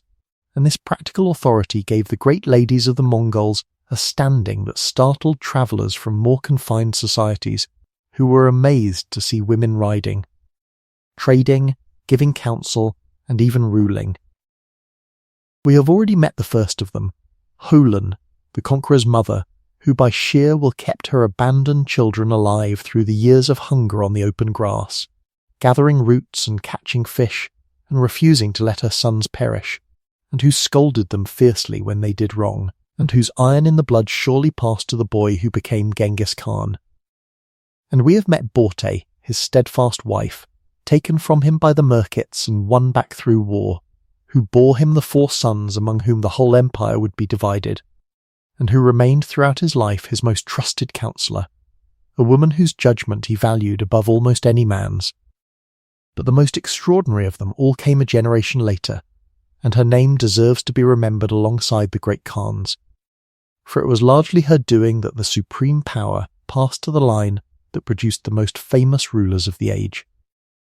She was called Sorgatani Beki, and she was the widow of Tolui, the youngest and hardest fighting of Genghis Khan's 4 sons, and when her husband died relatively young, worn out, the stories say by drink and by the burdens he had taken on, she was left a widow with 4 young sons and a great inheritance of lands and armies, and she refused all offers to remarry, including, by custom, an offer to marry into the family of the ruling Great Khan, choosing instead to devote her whole life and her whole formidable intelligence to the raising and the advancement of her sons. She was, by the account of every observer who met her, a woman of astonishing ability, a Christian herself in the Eastern manner, yet scrupulously respectful and generous toward every other faith, a shrewd administrator who governed her own vast lands so wisely and so fairly that they prospered while others were misruled, and a patient, far-seeing political mind who watched and waited and manoeuvred through all the dangerous years of the regencies and the quarrels, biding her time. And her patience was rewarded beyond any ambition, for of her 4 sons, one, Mongol, became the 4th great Khan, seizing the supreme power for the line of Tolui in the great upheaval we have already seen. Another, Kublai, went on to conquer all of China and found the Yuan dynasty and rule as the most famous emperor of the age. A third, Hulagu, conquered Persia and the Middle East and founded the Ilkhanate and took Baghdad, and the 4th ruled the Mongol homeland itself. It is a fact almost without parallel in all of history that a single woman should have been the mother of the men who ruled, between them, from the Pacific Ocean to the gates of Egypt, and it was no accident of birth, but the fruit of her own long, careful, brilliant work of a lifetime, so that it was said, with justice, that she was capable of governing an empire, and that had she been a man there, would have been no better ruler in the world. Nor was she the only woman to wield real power in those years. When the great Khan Ogedei died, it was his widow, the strong-willed Torajin, who took the reins of the whole empire into her own hands and governed it as regent for some 5 years, holding the vast dominions together and manoeuvring, in the end successfully, to have her own son raised to the throne. And after her, other royal widows and princesses ruled as regents, gave counsel, commanded respect, and shaped the succession, so that behind the famous line of Khans there ran, all through the empire's rise and height, a parallel line of formidable women without whom that rise can hardly be understood at all. It is one of the quieter corrections that a fair telling of this story must make, that the empire of the felt tent, for all its harshness, gave to its women a scope and a standing that many a prouder and more sophisticated civilization denied to its own, and that some of the shrewdest heads and strongest wills in the whole vast enterprise belonged not to the warriors whose names fill the chronicles, but to the mothers and widows who raised them, advised them, governed for them, and, more than once, decided who among them would rule the world. The death of Ogedai that had saved Europe opened, at the centre of the empire, the long era of quarrel that Genghis Khan had warned against with his bundle of arrows. And though the empire would go on growing for another 20 years, the cracks that would one day break it apart date from this moment. After Ogedai died, his strong-willed widow, a woman named Torigine, took the regency into her own hands and held the whole vast empire together for some 5 years by sheer force of personality, while she manoeuvred to have her own son chosen as the next great Khan against the wishes of many. She succeeded, and her son Guyuk was at last raised up as the third great Khan, but he was not the man his grandfather had been, being sickly and fond of drink and quick to anger, and worse, he and his cousin Batu, the conqueror of the Rus and now the most powerful prince in the West, hated each other with an old and personal loathing that dated back to the European campaign, when the two young men had quarrelled bitterly over their cups. As great Khan, Guyuk gathered his armies and marched west, ostensibly to inspect his dominions, but in truth, everyone understood, to settle accounts with Batu once and for all, and it seemed the empire might tear itself apart in a war between the two greatest of Genghis Khan's grandsons. It was averted only by another timely death, for Guyuk sickened and died on the road west, after a reign of less than 2 years before the two hosts could meet, and once again the wheel of Mongol succession turned upon a grave. Now Batu, the powerful lord of the West, though he had no wish to take the supreme title himself and rule from the distant homeland, was strong enough to decide who would, and he threw his enormous weight behind a cousin from a different branch of the family altogether. A grandson not of Ogedai, but of Tolui, the youngest of Genghis Khan's 4 sons, a serious, capable, hard-working prince named Monkey. What followed has been called the Toluid Revolution, and it was a turning point as sharp as any battle. With Batu's backing, and against the furious opposition of the families of Ogedai and Chagatai, who saw the supreme power being torn away from their lines forever, Monkey was proclaimed the 4th great Khan. His rivals plotted to overthrow him almost at once, and Monkey, a true grandson of the conqueror in his cold decisiveness, struck first and struck hard, uncovering the conspiracy and unleashing a sweeping and bloody purge of the princes and nobles of the rival branches, putting many of them to death, stripping others of their followers and their lands, and breaking the power of the houses of Ogedai and Chagatai so thoroughly that the supreme Khanship was fixed in the line of Tolui from that day forward. It was a brutal act, and it secured the throne, but it also meant that the ruling family was now permanently divided against itself, one great branch having risen by crushing the others, and the resentments planted in that purge would never entirely die away. Monkey, having secured his power, proved the last of the truly effective great Khans to rule over a united empire, and under him the whole vast enterprise gathered itself for one final great surge of conquest in 2 directions at once. He was a serious and old-fashioned ruler, suspicious of the softening luxuries that were creeping in from the settled lands, devoted to his grandfather's harsh law, and determined to restore order to an administration that had grown corrupt and confused during the years of regency and quarrel. He ordered a great new census taken across the entire empire, from China to Persia to the lands of the Rus, counting the people and their property so that taxes could be assessed fairly and the burden spread evenly,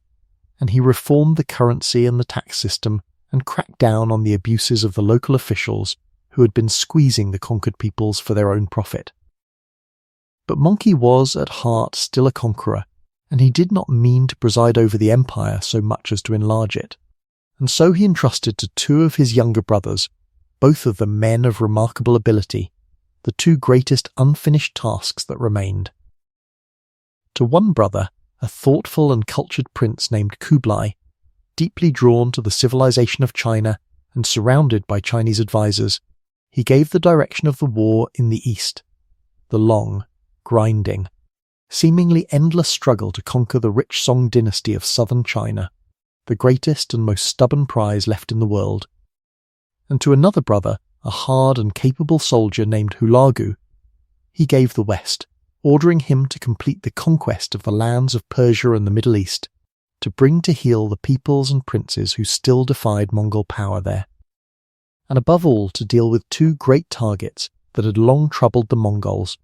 a mysterious and dreaded sect of assassins holed up in their mountain fortresses, and, beyond them, the ancient and glittering seat of the Islamic world itself, the fabled city of the caliphs,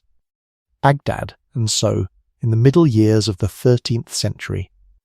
the empire of Genghis Khan reached the very summit of its power and its reach, a single family, however divided by hatred beneath the surface, still commanding a single realm that stretched literally across the known world, launching two mighty campaigns at once toward its two farthest edges, and in the space of only a few years those two campaigns would bring about the fall of Baghdad in the west and set in motion the conquest of all China in the east, and would carry the Mongol name to the shores of the Mediterranean and to the coasts of the Pacific in the same brief span of years, the high noon of the largest empire the world has ever seen. Let us follow the Western campaign first, for it moved the faster, and it ended in one of the most famous and most fateful catastrophes of the medieval age. The Prince Hulagu set out with a magnificent army, carefully prepared over years, and marched west into Persia, and his first task was to deal with a strange and feared enemy that had defied every ruler in the region for a century and a half. A secret sect who held a chain of nearly impregnable mountain fortresses in the high country of northern Persia, and who had made themselves dreaded across the whole Islamic and Christian world through their practice of political murder, sending devoted followers to assassinate any king or minister who crossed them, so that no ruler felt safe from their long reach. Their greatest stronghold, the castle of Alamut, perched high on a great rock, was thought to be untakeable, and for generations it had been. But Hulagu came against them with the full weight of the Mongol siege train, the Chinese engineers and their catapults and their fire, and one by one the mountain castles that had never fallen were reduced or surrendered, until the sect that had terrified emperors was simply wiped out of existence, its fortresses thrown down, its libraries scattered, its power ended forever, and the roads of Persia made safe from its knives. Then Hulagu turned toward the greater prize. For 500 years the city of Baghdad had been the shining centre of the Islamic world, the seat of the Caliph, who was in principle the spiritual head of all Sunni Muslims, the successor of the Prophet, a figure of immense religious prestige.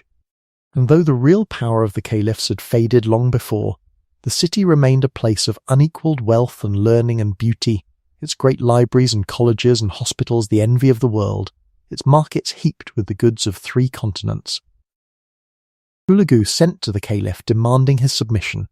and the caliph, a proud and complacent and badly advised man, secure in the belief that all the Muslims of the world would rise to defend the holy city, and that heaven itself would never permit its fall, returned a defiant and insulting answer, and did almost nothing to prepare his defence. It was the arrogance of the Shah of Khwarezm all over again, and it brought the same reward. In the early weeks of the year 1258, the Mongol army closed around Baghdad, the siege engines were set up, the walls were breached, and the city that had stood at the heart of a civilization for half a millennium was stormed and given over to a sack of almost unimaginable thoroughness. For many days the killing and the burning went on. The great libraries, with their countless irreplaceable manuscripts, the accumulated learning of centuries in medicine and mathematics and astronomy and philosophy and poetry, were destroyed. And the chroniclers tell us, in an image that has never lost its power to sadden, that so many books were thrown into the river Tigris that the water was said to have run black with their ink, while elsewhere it ran red, and that a man might have crossed the river upon the floating mass of ruined manuscripts. The last caliph himself was taken, and because the Mongols had a superstitious reluctance to spill royal blood upon the ground, he was, by the most famous account, rolled up inside a carpet and trampled to death beneath the hooves of Mongol horses, so that his blood should not touch the earth, and with him ended the caliphate that had lasted since the earliest days of Islam, a blow to the Muslim world so profound that its echo has never entirely faded. The destruction of Baghdad marks, for many, the true end of the golden age of medieval Islamic civilization, And though historians rightly caution us that the decline had many causes and that the horror was exaggerated in the telling, the fall of the city remains one of the great woundings of human culture, a moment when an immense treasury of knowledge and beauty was extinguished in a few days. Of fire. Hulagu pressed on westward, into Syria, taking the ancient cities of Aleppo and Damascus, and it seemed that nothing could stop him from sweeping on through the Holy Land and into Egypt, swallowing the last great centres of the Islamic world, and carrying Mongol power to the shores of the Mediterranean and beyond. And then, once again, at the decisive moment, the empire's own nature intervened. Word came from the Far East that the great Khan Mongke had died, campaigning in China, and Hulagu, like the princes recalled from Europe 17 years before, understood that everything now hung upon the coming struggle for the succession, and that he must not be absent from it. He withdrew the bulk of his great army back east toward Persia to await events, leaving behind in Syria only a modest force under one of his generals to hold what had been won. And it was against this reduced force, this fraction of the terrible host that had drowned Baghdad in its own ink, that the Mongols at last met their match. In Egypt there ruled a new and vigorous dynasty of soldier slaves, the Mamluks, warriors bought as boys and raised to arms, who fought in much the same mobile mounted bow and lance manner as the Mongols themselves, and who were, unlike the knights of Europe or the levies of the Caliph, entirely unafraid of them. Their formidable sultan marched north out of Egypt, and in the year 1260, at a place in the Holy Land called Ain Jalut,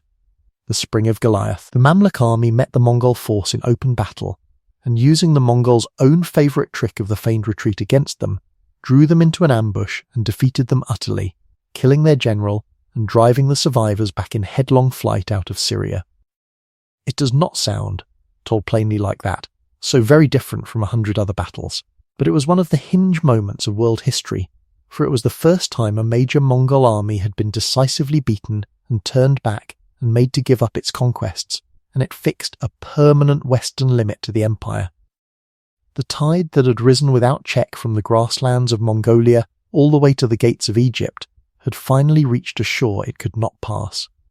Islam had found, in the slave soldiers of Cairo, the shield that saved its heartland, just as Christendom had been saved, by a different accident, a generation before. And the myth of Mongol invincibility, which had done half their conquering for them, was broken at last upon a spring in Galilee.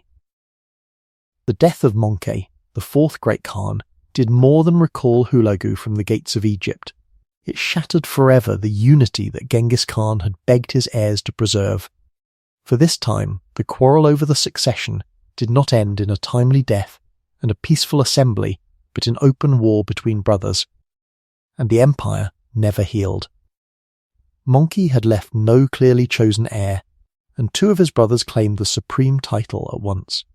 One was Kublai, the cultured, ambitious prince who had spent years in the East absorbing the ways of China, and who was, at the moment of Mongke's death, deep in the campaign against the Song. The other was their youngest brother, a man named Arik Bokeh, who had remained in the Mongol homeland guarding the ancient capital of Karakorum, and who stood for the old ways, the traditional steppe values, the deep suspicion of the softening influence of the settled lands that Kublai seemed to have embraced so completely. Each brother had himself proclaimed Great Khan by his own supporters at rival assemblies, and so the two of them went to war. And for some 4 years the Mongols, who had conquered half the world, spent their strength fighting one another across the grass, the party of the old steppe against the party of the new China. In the end Kublai won, for he controlled the wealth and the grain of northern China and could simply starve out his brother's homeland base, and Arik Bok submitted at last and died, conveniently, not long after. But the victory was hollow, for in winning the civil war Kublai had shown the other branches of the family that the supreme khanship was now simply a prize to be fought over by the strongest. No longer a sacred office that bound them all together, and the great cousins out in the west drew their own conclusions and went their own ways. From this point on, though the fiction of a single empire under one great Khan lingered for a while in the language of documents and the forms of courtesy, the reality was that the empire of Genghis Khan had broken into 4 great pieces 4 separate realms, each ruled by a different branch of the family, each increasingly a world unto itself, drifting apart in language and religion and interest until they were less a single empire than a family of rival empires that happened to share a common ancestor. In the far west, across the vast grasslands north of the Black and Caspian Seas, and over the subjugated lands of the Rus, lay the realm of the descendants of Jochi, the eldest and most doubtful son, a Khanate that came to be known to history as the Golden Horde, whose rulers held the Russian princes in vassalage for centuries, and who in time embraced the religion of Islam. In Persia and the Middle East, over the lands that Hulagu had conquered, from the ruins of Baghdad to the frontier of Syria, lay the realm of Hulagu and his heirs, known as the Ilkhanate, which also, in the end, became Muslim, adopting the faith of the very civilization it had so nearly destroyed. In the centre, across the old heartland of Central Asia, lay the more troubled and unstable realm of the descendants of Chagatai, the stern second son, a Khanate forever caught between the settled cities of the south and the nomadic steppe of the north. And in the east, greatest and richest of all, lay the domain of Kublai himself, the Mongol homeland together with the immense prize of China, toward which Kublai now turned the whole weight of his ambition. And here is one of the strangest and most telling facts in the entire story, a thing that shows how completely the dream of a single world empire had died. The 4 Khanates did not merely drift apart in peace, they fought each other. The Muslim Khan of the Golden Horde in the west, a grandson of Jochi named Berke, was so enraged by his cousin Hulagu's destruction of Baghdad and slaughter of the Caliph, an outrage against the faith Berke had adopted, that he made war upon him, and for years the 2 Mongol realms, the Golden Horde and the Ilkhanate, fought a bitter series of campaigns across the mountains of the Caucasus, Mongol killing Mongol, grandson of Genghis Khan against grandson of Genghis Khan, over the very lands their grandfather had told them to hold in common. The Golden Horde even entered into friendly relations with the Mamluk sultans of Egypt, the very power that had defeated the Mongols at Ain Jalut, uniting with their grandfather's enemy against their own cousins, and it becomes almost impossible, at this point, to speak any longer of a Mongol empire in the singular. For the arrows that Genghis Khan had bound so tightly together had come apart in the hands of his grandchildren, exactly as he had feared, and now each single arrow was being loosed against the others. And yet, and this is the remarkable thing, the individual pieces of the broken empire were each so vast and so powerful that their separate histories would go on shaping the world for another century and more. The breakup was not the end of the story, only the end of its unity, and in some ways the most famous chapter of all. The story of Kublai Khan and his conquest of all China and his glittering Eastern Empire still lay ahead, unfolding even as the Western Khanates settled into their long separate lives. So let us turn now to the East, and to the grandson of the conqueror who, more than any other, would show the world what the Mongols could build when at last they set aside the burning of cities and turned their formidable energies to ruling one. Kublai Khan is, after his grandfather, the most famous name in this whole long history, and he deserves his fame, for he completed the greatest conquest of them all, and then ruled it in a way that no pure steppe warrior could ever have managed. Unlike Genghis, Kublai was not a man of the felt tent and the open grass at heart. He had grown up in the East, among Chinese advisors and Buddhist monks and Confucian scholars, and he had come to love the ancient civilization his family had spent decades trying to break. And he understood, as few of his relatives did,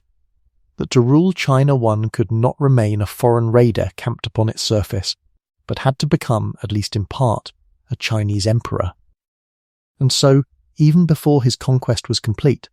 Kublai did something that horrified the traditionalists of his family. He moved the centre of his world away from the Mongolian homeland, away from Karakoram on its bare windy grass, and down into China, building for himself a magnificent new capital in the north, on the site of the old Jin city his grandfather had once burned, a great planned metropolis that he called Dadu, the great capital, on the site of what is now Beijing,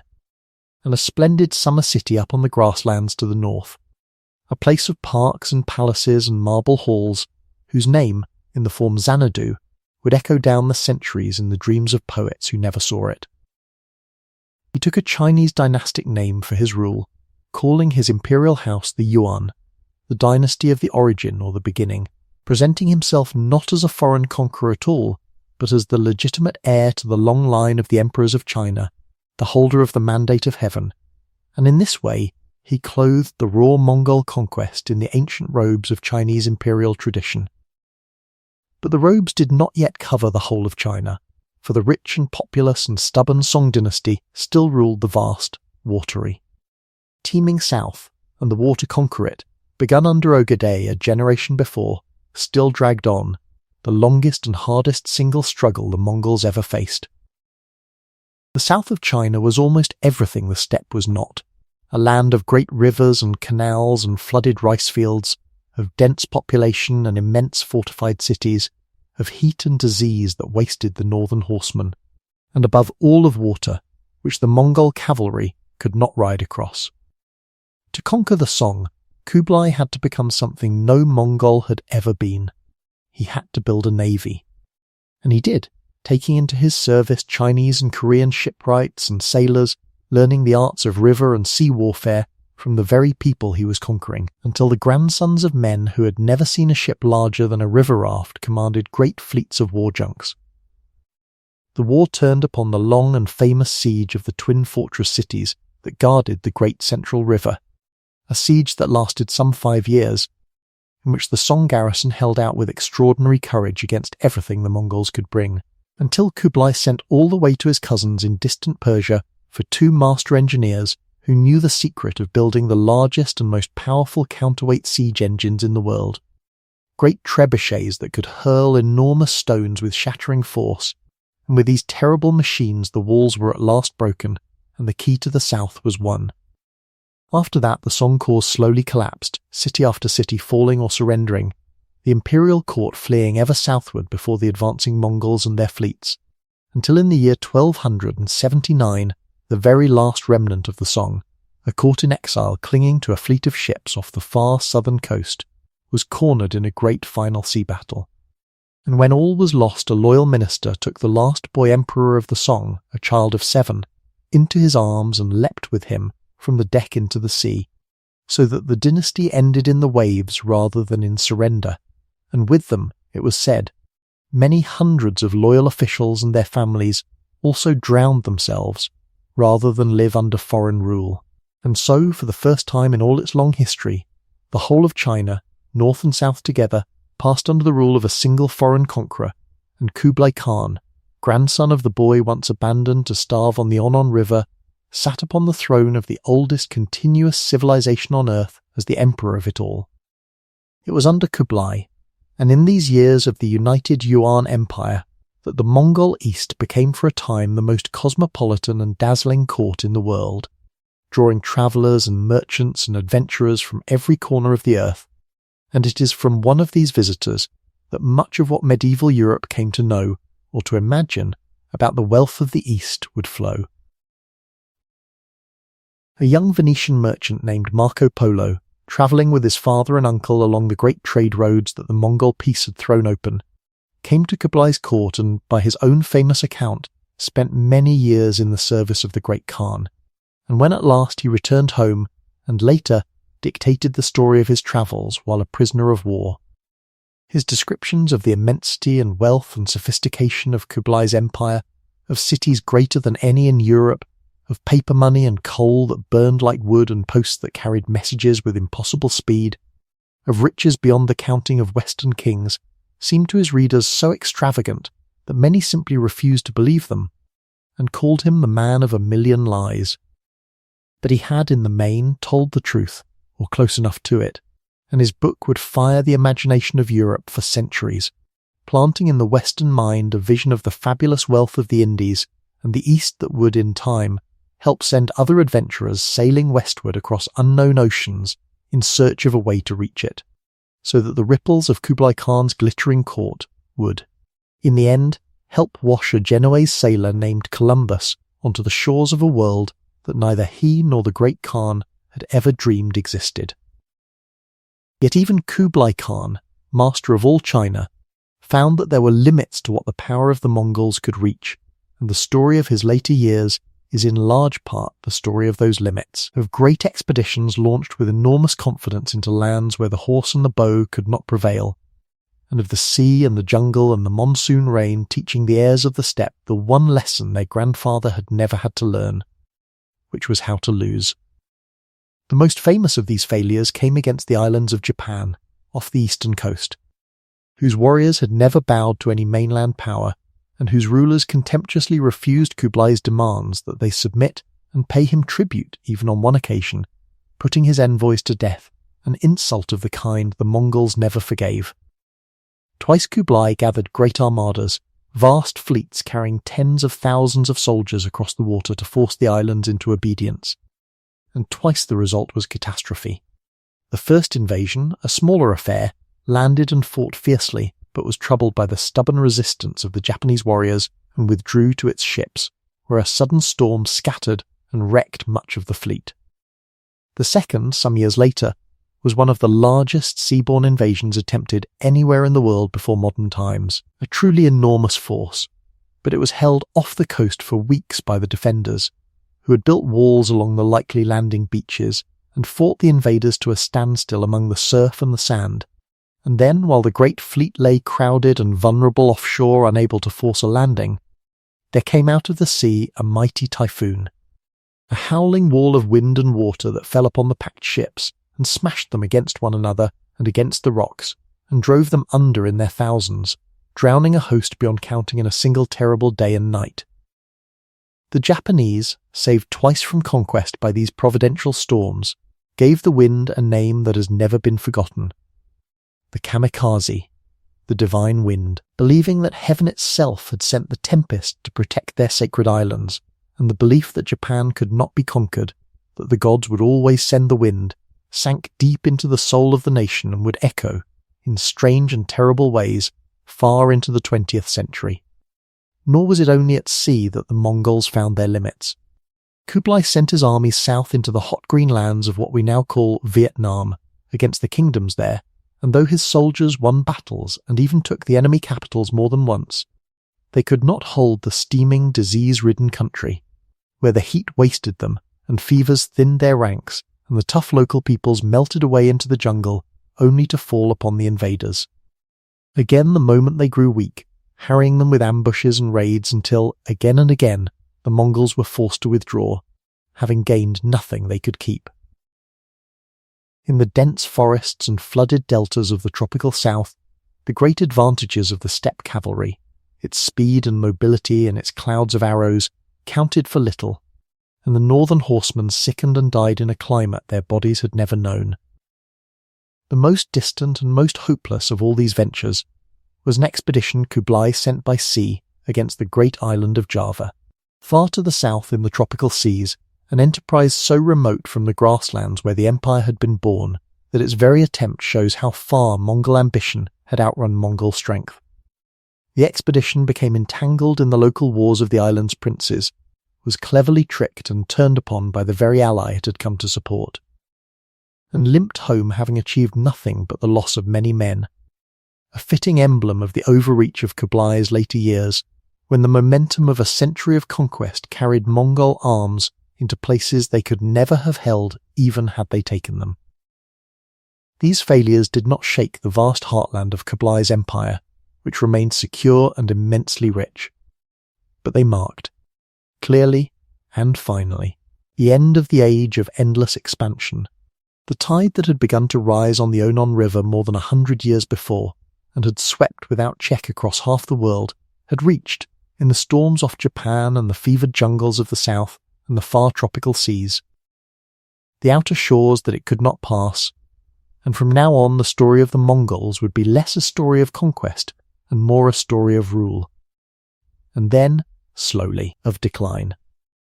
Kublai himself lived to a great age, and his last years were shadowed and sad, for the man who had loved life and food and drink so heartily became, in his grief, enormously fat and troubled by gout and other ailments, and he was worn down by sorrows, by the death of his favourite wife and of the beloved son he had groomed to succeed him. And he sought comfort, as unhappy men so often do, in eating and drinking to excess, until his health broke down entirely. When he died in the year 1294, an old and heavy and melancholy man in his splendid Chinese capital, he had reigned for some 34 years, and he had completed the conquest of China and founded a dynasty that would rule it for most of a century. And he had presided over the richest and most powerful of all the fragments of his grandfather's empire, but he had also seen the empire break apart into warring pieces, and he had learned that even the Mongols could be stopped, and he left to his heirs a throne that no successor of his would ever fill with anything like the same authority. For after Kublai, the line of great Mongol rulers who could truly command respect and obedience came, in the east as in the west, quietly and steadily to its end.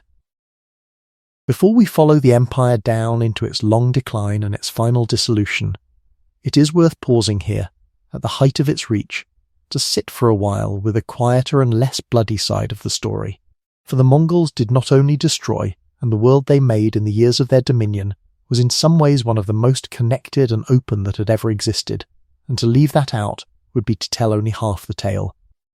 For a period of roughly 100 years, from the middle of the 13th century to the middle of the 14th, the whole immense breadth of Asia, from the Pacific coast of China to the shores of the Black Sea, lay under Mongol control or Mongol influence, and across that whole vast space the same peace prevailed, the same law, the same protection of the roads, and this remarkable period is remembered by historians as the Mongol Peace, a great calm laid across the middle of the world beneath the shadow of the conquerors. It is one of the deep ironies of the story,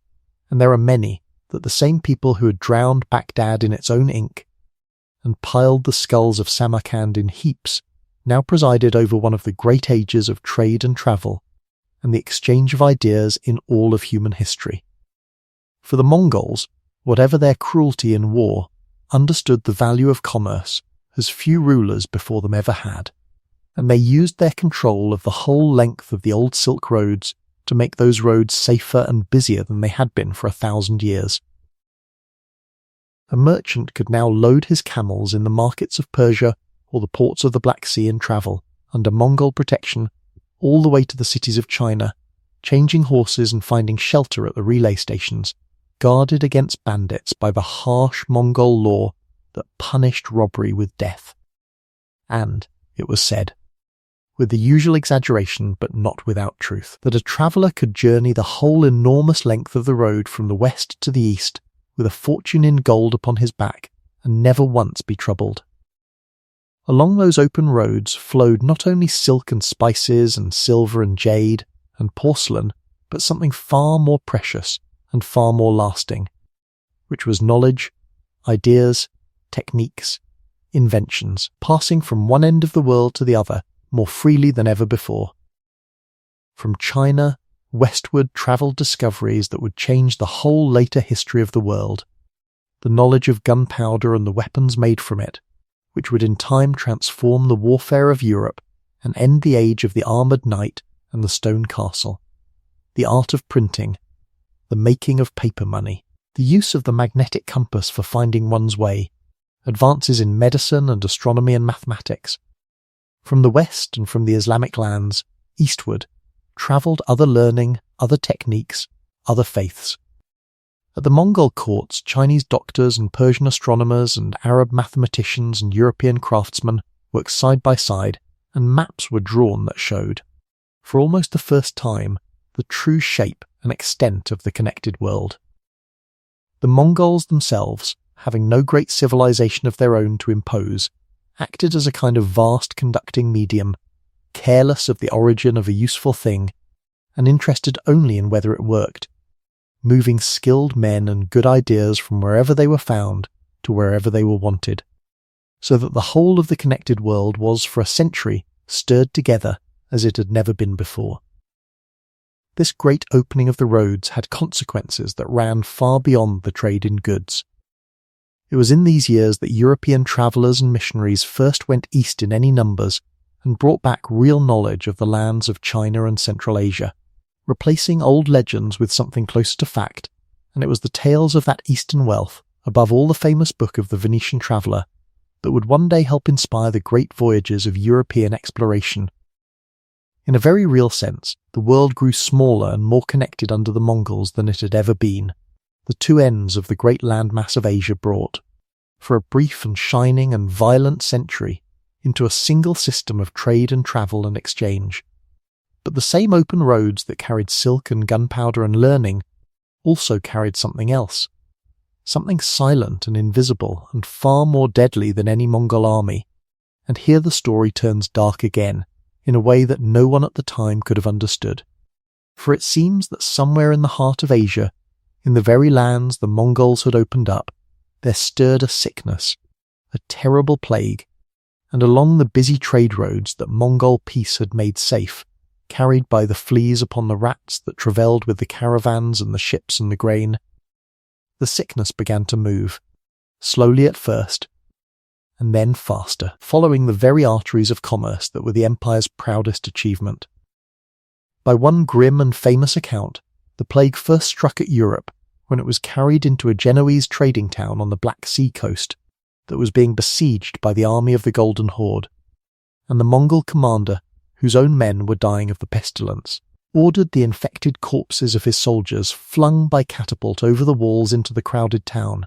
one of the earliest recorded acts of a kind of deliberate biological warfare,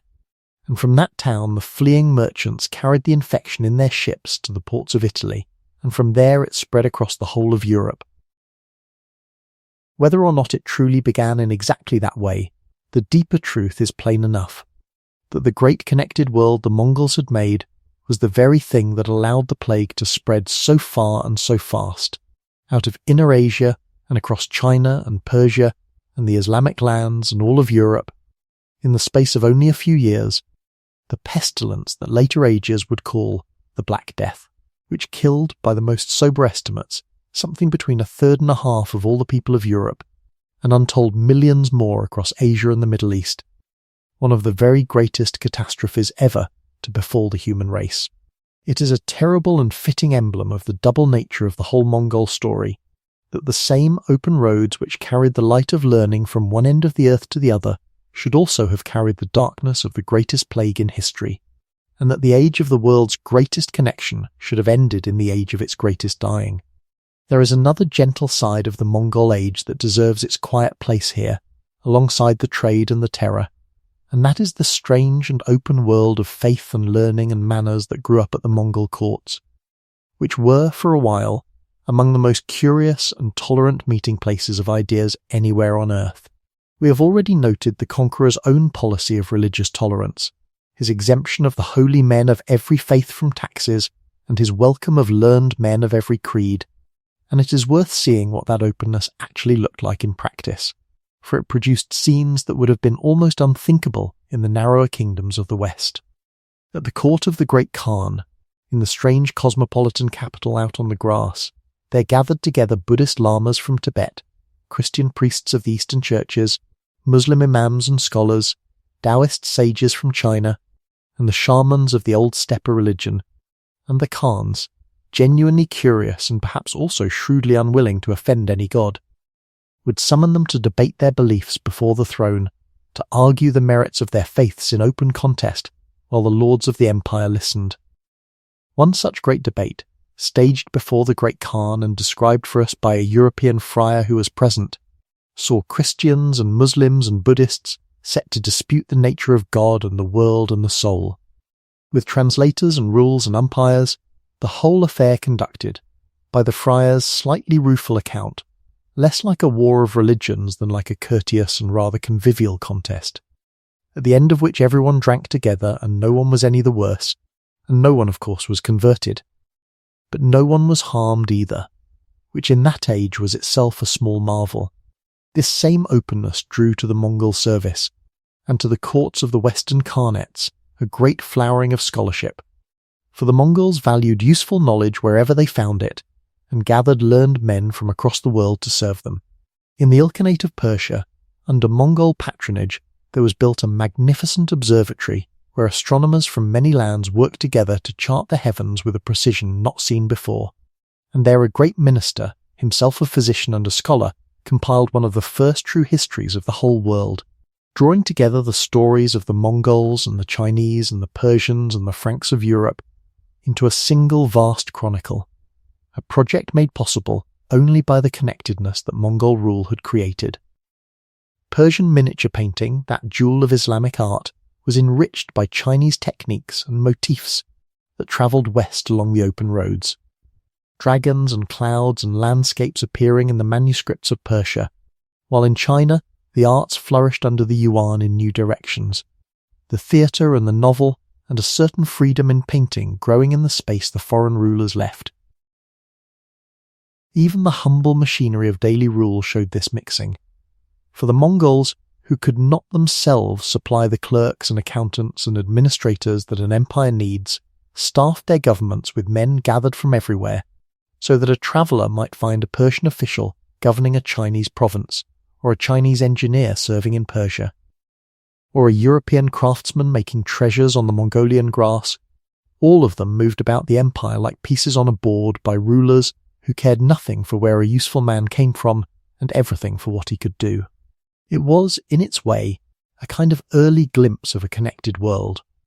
A world in which a person or an idea or a technique could travel from one civilization to another across distances and boundaries that had never before been so open, and though it was built on conquest and held together by fear, and though it did not last, it left behind it a memory and an example of what such connection could produce. The manners of the court reflected the same blend, the old rough customs of the steppe mingling with the refinements absorbed from the settled lands, the felt tent giving way, in the end, to the marble hall, the mare's milk of the grass poured out beside the wines of Persia and the teas of China. It could not endure this strange open moment, for it depended on the unity and the strength of the empire, and when those failed the pieces fell apart and drifted back toward their older and narrower selves. The Ilkhanate sinking into Persia, the Yuan expelled from China, the great debates falling silent, the observatory abandoned, the roads growing dangerous again. But for a century, in the shadow of the conquerors, the world had been, for good and for ill, more open and more connected and more curious about itself than it had ever been. And that too is part of what the Mongols left behind, harder to see than the ruins and the mounds of skulls, but every bit as real. It is easy, in a story so full of burning cities and galloping armies,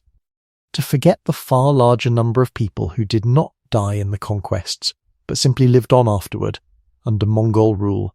and to wonder what their ordinary days were like once the terror had passed and the dust had settled. And it is worth a few quiet minutes to imagine it, for the peace the Mongols imposed, once it was established, was a real and in many ways a heavy and orderly thing. For most of the conquered, once the first dreadful storm of conquest had swept over and their city or their district had submitted, life resettled into a shape not so very different from before, except that a distant Khan now stood at the top of the world instead of a sultan or an emperor, and the taxes were now gathered in his name. The Mongols, having learned from wise advisers that a living taxpayer is worth more than a dead subject, generally left the daily running of things to the local peoples themselves, keeping the old officials in place where they proved useful, tolerating the old religions and the old customs, and troubling the ordinary farmer or craftsman chiefly at the times when the tax was due.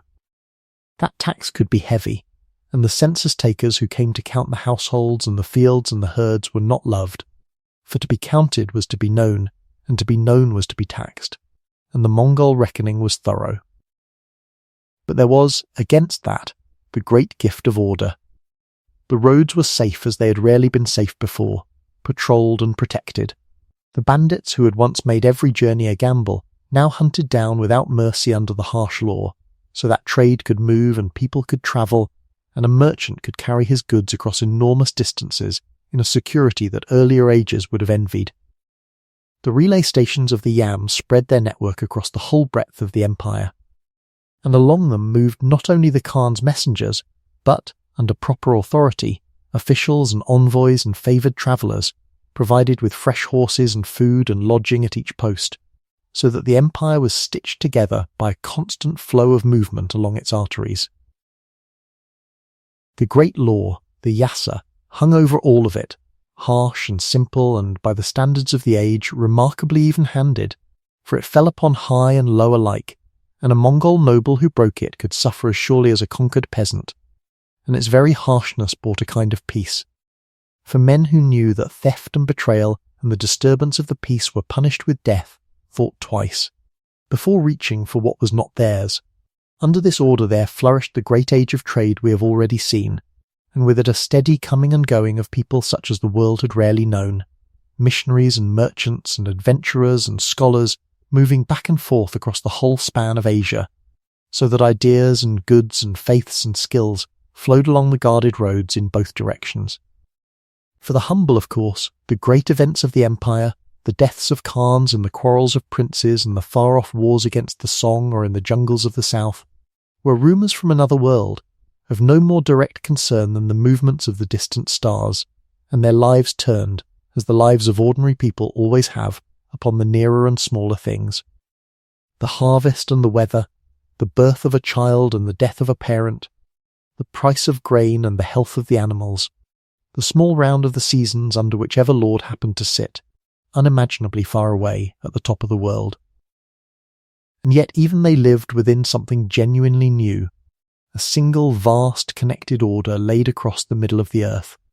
in which a coin might travel from China to Persia, a fashion or a technique or a story might pass from one civilization to another, a plague might, as we have seen, sweep from one end of the world to the other, along the very roads that carried the silk. The Mongol peace was not gentle, and it was not free, and it rested always on the memory and the threat of the terror that had established it. But it was, for a century, a real peace over a space so large that no peace had ever covered its like before, and under it a great part of humanity lived and worked and traded and prayed and raised its children, mostly unaware that it was passing through one of the strangest and most connected moments in the whole long history of the world. A brief bright interval between the storm of conquest that had opened it and the slow falling apart that would, in time, bring it quietly to its close. When we remember the Mongols, then, it is right to remember the massacres, which were real and terrible and must never be softened away, but it is right also to remember these quieter millions who lived out their ordinary lives beneath the Mongol sky, gathering their harvests and paying their taxes and travelling in safety along the guarded roads, for they too are part of the story, and their long unremarkable peace, bought at so fearful a price, is as much a part of what the conquerors left behind as any of the ruins. The plague that swept the connected world in the middle of the 14th century fell upon an empire that was already, in truth, coming quietly apart, and the decades that followed saw the 4 great fragments of Genghis Khan's dominion sink, one after another, into division, weakness, and at last extinction, the whole vast structure settling slowly back into the earth like a great building whose foundations have failed. In the east, the Yuan dynasty that Kublai had founded, the Mongol emperors of China, held on for some decades after his death. But the rulers who came after him were, with few exceptions, weak and short-lived, given over to luxury and to the endless intrigues of the court, unable to command the respect that their great ancestor had won, and the government fell into corruption and mismanagement. The Mongols in China had always been a tiny ruling minority set over an immense native population, tens of thousands of horsemen ruling tens of millions of Chinese, and their rule had rested less on love than on strength and prestige, and when the strength and the prestige faded, the ground grew unsteady beneath them. The land was struck by a fearful run of disasters, floods when the great Yellow River burst its banks and changed its course, drowning whole provinces, famine and the plague itself. And to a people who believed that heaven withdrew its mandate from unworthy rulers by sending just such calamities, the message seemed plain, that the Mongols had lost the favour of heaven and the right to rule. Rebellions broke out across the countryside, peasant risings that spread and joined and grew into great movements, and out of the chaos there rose, in a pattern as old as China itself, a man of the humblest origins,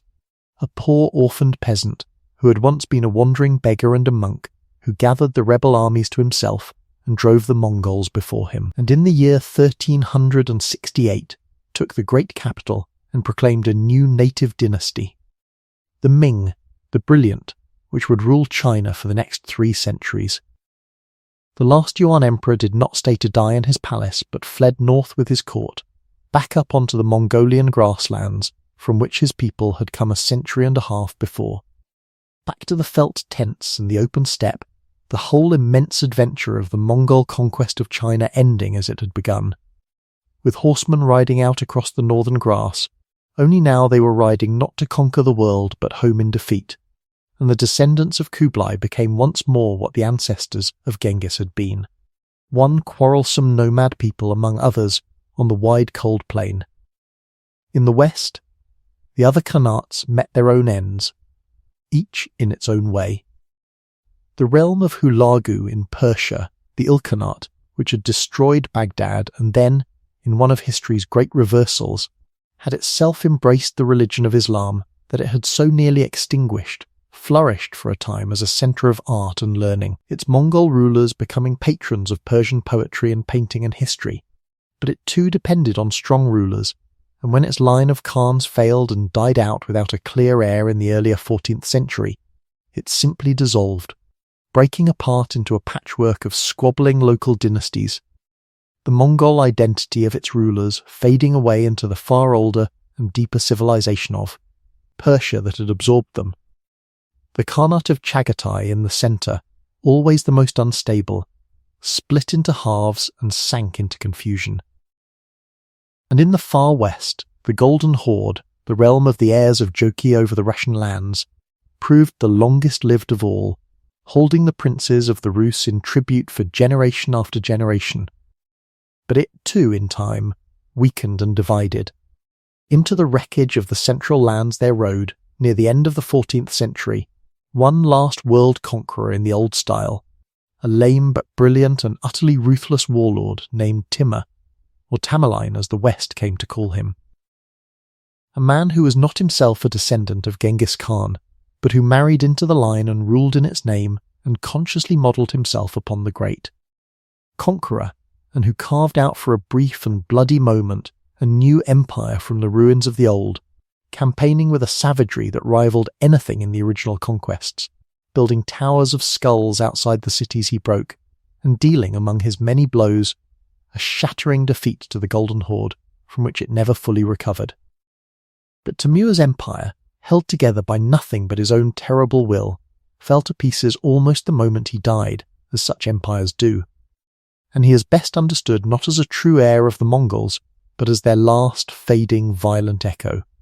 the final flaring up of the steppe conqueror, before that whole ancient way of war passed from the world. The Golden Horde, weakened by Timur's blows and by its own endless internal quarrels, slowly broke apart into a handful of smaller Khanates, and the princes of Moscow, who had once ridden humbly to beg the Khan's favour and to carry him his tribute, grew steadily stronger as their overlords grew weaker, until at last, in the later 15th century, the Grand Prince of Moscow simply refused to pay the tribute any longer and faced down the Khan's army without a battle, and the long domination of the Rus by the heirs of Genghis Khan, the yoke that had lasted nearly 2.5 centuries, came quietly to its end, and the balance of power on that great plain reversed forever, the once subject Russians rising, while the once master Mongols fell, until in the centuries that followed the expanding realm of Russia would swallow, one by one, the last surviving fragments of the Golden Horde, the final scraps of the greatest land empire the world had ever known passing away, almost unnoticed, into the pages of history. And so, within less than 2 centuries of its founding, the empire that had risen faster than any before, it also fell, and the descendants of the man who had once ruled from the Pacific to the gates of Europe were scattered back across the grass, or absorbed into the older civilizations they had conquered, leaving behind them a world profoundly and permanently changed. It is worth sitting quietly for a while with the size of what they did, and with the strange and lasting marks they left, because the Mongol moment, brief as it was, reshaped the map and the memory of half the world in ways that are still with us today. Consider first the sheer scale of it, which the mind can barely hold. At its height, the Mongol Empire covered something like 9 million square miles, an expanse so vast that it remains to this day the largest continuous land empire in all of human history, larger than any that came before or has come since, stretching across all of the terrain between the Eastern Sea and the eastern edge of Europe, embracing within a single political order an immense variety of peoples and languages and faiths and ways of life that had never before, and would never again, be gathered under one hand. It was assembled in an astonishingly short time, most of it within the single lifetime of Genghis Khan and the reigns of his sons and grandsons, by a people who at the start numbered perhaps 1 million souls scattered across the grass, one of the most improbable achievements of organisation and will in the whole human record, that so few, starting with so little, should have brought so much of the world under their sway so quickly. The cost of it, we must never forget, was horrifying. The conquests were among the bloodiest events in history, and though the medieval chroniclers surely exaggerated their tallies of the slain, and though modern historians rightly argue over the true figures, there is no honest way to soften the fact that the Mongol wars killed human beings on a scale that is difficult to comprehend, that whole cities were erased, whole regions depopulated, whole peoples broken, that the flourishing civilization of Central Asia and its ancient irrigated fields never fully recovered from the devastation, and that the number of the dead, across all the campaigns and all the massacres and the plague that followed in their opened roads, must be counted in the tens of millions, placing the Mongol conquests among the very greatest catastrophes ever to befall our species. This is the ledger's dark side, and it is heavy, and it should not be balanced away. And yet the same empire, built on so much death, left behind it consequences that were not all dark, and that shaped the world we live in now. It was the Mongols who, by opening and protecting the roads across Asia for a century, allowed the great exchange of goods and ideas and inventions between East and West that helped, in ways no one at the time could have foreseen, to end the medieval age and open the modern one. Carrying Chinese gunpowder and printing and the compass toward a Europe that would use them to blow open the walls of its old order and to sail out and remake the world. It was the terror of the Mongols and the wealth of their eastern court, as reported by travellers, that helped plant in the European mind the dream of reaching the riches of the Indies, a dream that would one day launch ships westward across the Atlantic. It was Mongol rule that turned the young principalities of Russia away from Europe and toward the east for 2.5 centuries, shaping the whole later character of that great nation, and it was the slow throwing off of that rule that made Moscow the centre around which modern Russia formed. Across the whole span of Asia the Mongols redrew the map of peoples, scattering some, uniting others, carrying whole populations from one end of the continent to the other, so that the ethnic and religious patterns they left behind still underlie the world of today, from the Muslim peoples of Central Asia and the Volga to the very existence of a Mongol nation on the grass where it all began. Even in the blood of the living they left their mark, for the geneticists tell us, in one of the more startling discoveries of recent times, that a particular pattern in the male line is carried today by many millions of men scattered right across the old Mongol lands, a pattern that seems to trace back to a single prolific ancestor in roughly the right time and place, and though we cannot prove the name attached to it. The strong suspicion is that a remarkable share of the men now living across a great swathe of Asia carry, in their very cells, the inheritance of Genghis Khan and his sons, so that the conqueror who wished to fill the world with his descendants may have succeeded beyond any dream, and lives on, in a sense, in the bodies of an entire portion of humanity. Historians have argued for centuries, and argue still, over how we ought to remember all this, whether the Mongols are to be seen chiefly as destroyers, a scourge and a catastrophe, the very image of mindless devastation that their name became in the frightened languages of their victims, or whether they should be seen also as unifiers and connectors, as the improbable authors of a great age of exchange, as rulers who, once the killing was done, governed with a tolerance and an openness that put many a narrower civilization to shame. The honest answer, of course, is that they were both entirely and at once that the same policy of terror that drowned Baghdad also opened the roads that carried learning, that the same law that punished the smallest theft with death also made a fortune in gold safe on the back of a lone traveller from one edge of the world to the other, and that in the Mongols, more than in almost any other power in history, the capacity of human beings to destroy and the capacity of human beings to build and connect stood side by side, undivided, in the same men, in the same moment, riding out together across the grass. Let us come back now at the end to the boy on the river, because it is with him that the whole of this enormous story truly rests, and because there is something in his life, underneath all the burning cities and the vast unrolling map, that is smaller and quieter and more human than the empire he made, and worth holding in the mind as we drift toward sleep. Try to remember him as he was at the beginning, before any of it, a child of 9 kneeling beside a river in the northern grass, his father freshly dead of poison, his family abandoned by their own kin and left to starve through the coming winter with almost nothing. A boy with no clan and no protection and no reason at all to expect that he would live to see another spring, let alone that he would one day rule the largest empire the world has ever known.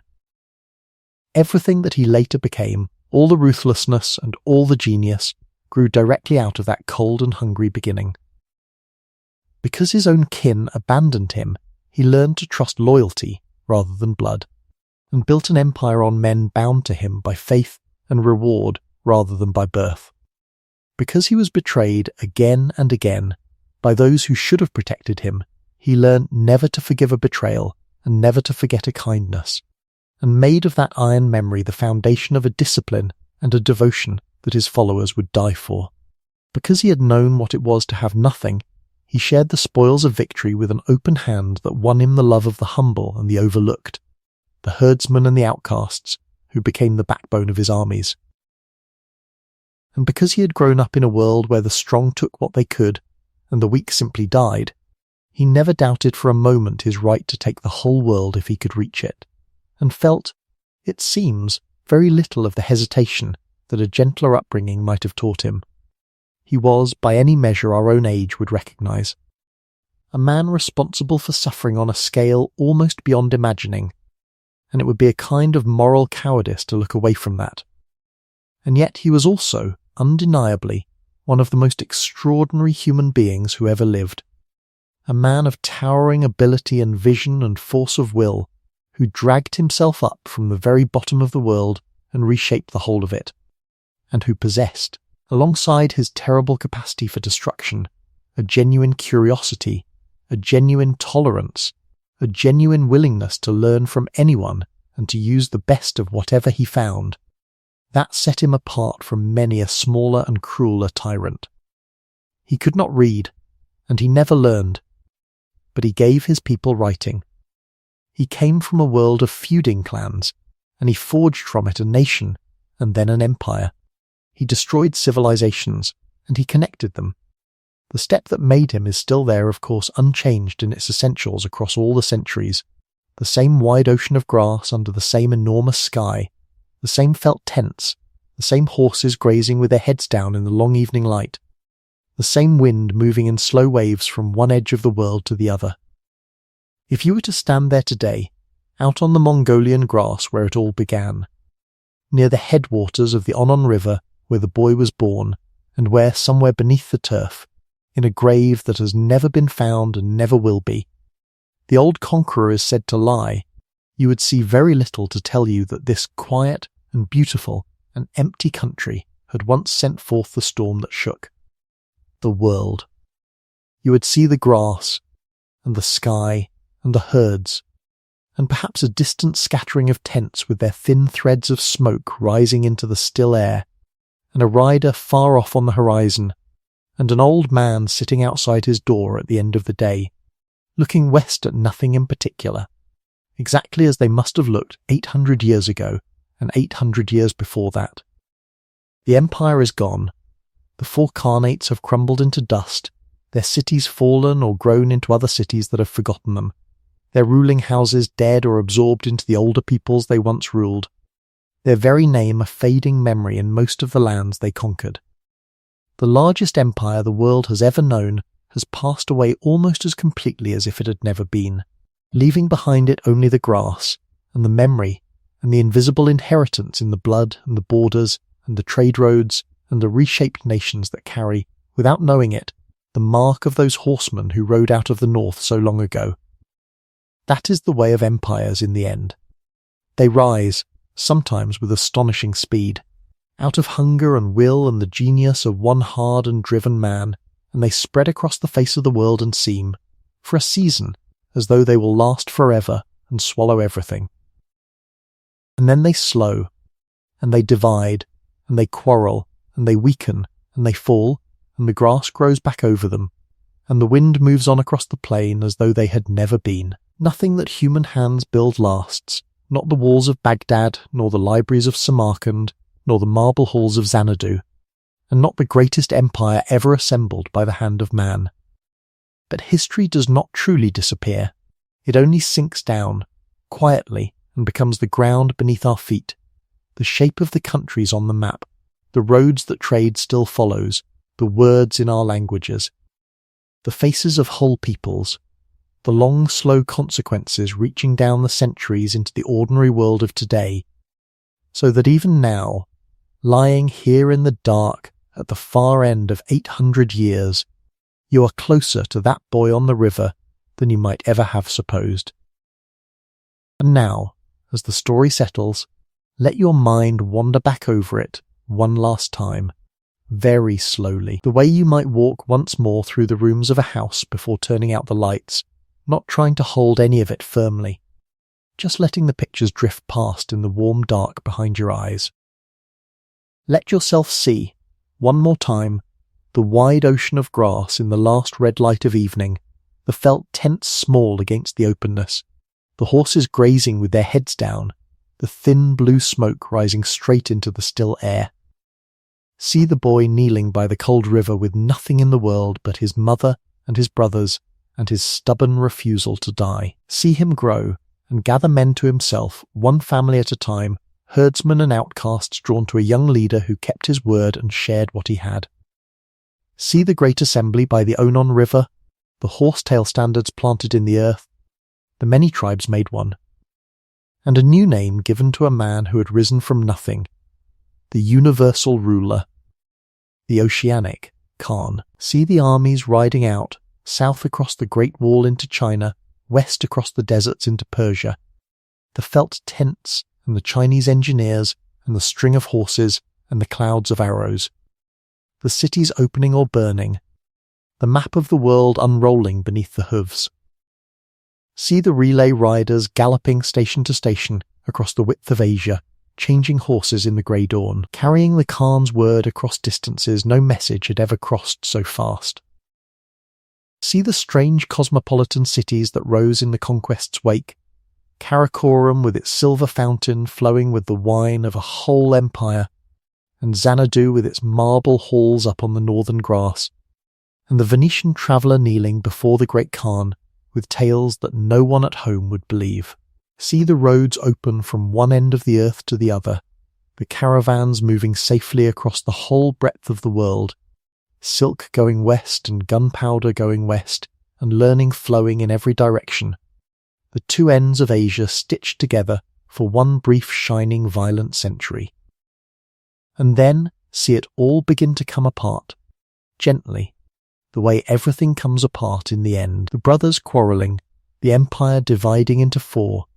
the four drifting away from one another, the storms off the coast of Japan, the fevered jungles of the south, the plague moving silently along the open roads, the rebellions rising, the last emperor riding north in defeat, back to the grass, back to the felt tents, back to the beginning, and the wind moving on across the plain as though none of it had ever happened at all. It is a very old story, and a very human one underneath all its vastness. It is the story of a hungry child who would not die, and of what he built, and of how even the greatest thing ever built by human hands rose and spread and fell at last and sank back down into the quiet ground. And it is a good story to fall asleep to, precisely because it is so vast and so far away and so completely finished. All of those fierce and driven people long since gone to their rest. All of those burning cities long since cooled to dust. All of those enormous ambitions long since settled into the calm of history, so that there is nothing in any of it for you to worry about tonight. Nothing to hold on to, nothing to do. Only the slow, soft pictures drifting past in the dark, and the sound of a quiet voice carrying you gently downhill towards sleep. So let the pictures fade now, one by one, the grass, the tents, the horses, the far-off rider on the horizon. Let them grow dim and soft and distant. Let them drift away like smoke rising into the still evening air until there is nothing left but the warmth of your bed and the weight of the blanket and the slow, easy rhythm of your own breathing, in and out, and in and out, each breath carrying you a little further down, a little deeper, a little closer to sleep. There is nothing more you need to do tonight. The story is over. The empire has risen and fallen. The grass has grown back green over all of it. And you are here, safe and warm and still, at the far quiet end of 800 years, with nothing asked of you at all but to close your eyes and rest. Are you still awake? If you are, that is perfectly all right. There is no hurry. And there is another long, quiet story already waiting for you on the screen when you are ready for it. Another gentle journey into the far away and the long ago, so that you need never lie awake alone in the dark. If you have enjoyed travelling across the grass with me tonight, and only if you truly have, you might quietly follow along with the channel before you drift off, because it helps other sleepless people find their way to this calm place at the end of the day. But there is no need to do anything now. Let your hand grow still. Let the last of the day slip down from your shoulders one quiet inch at a time and drain away into the dark. Let your breathing slow and slow and slow. The lamp is dim. The room is soft and far away. The long story is told, and the grass is quiet under the enormous sky, and everything, everywhere, is finally at rest. Close your eyes now, and let go, and sleep. Good night, and sweet dreams.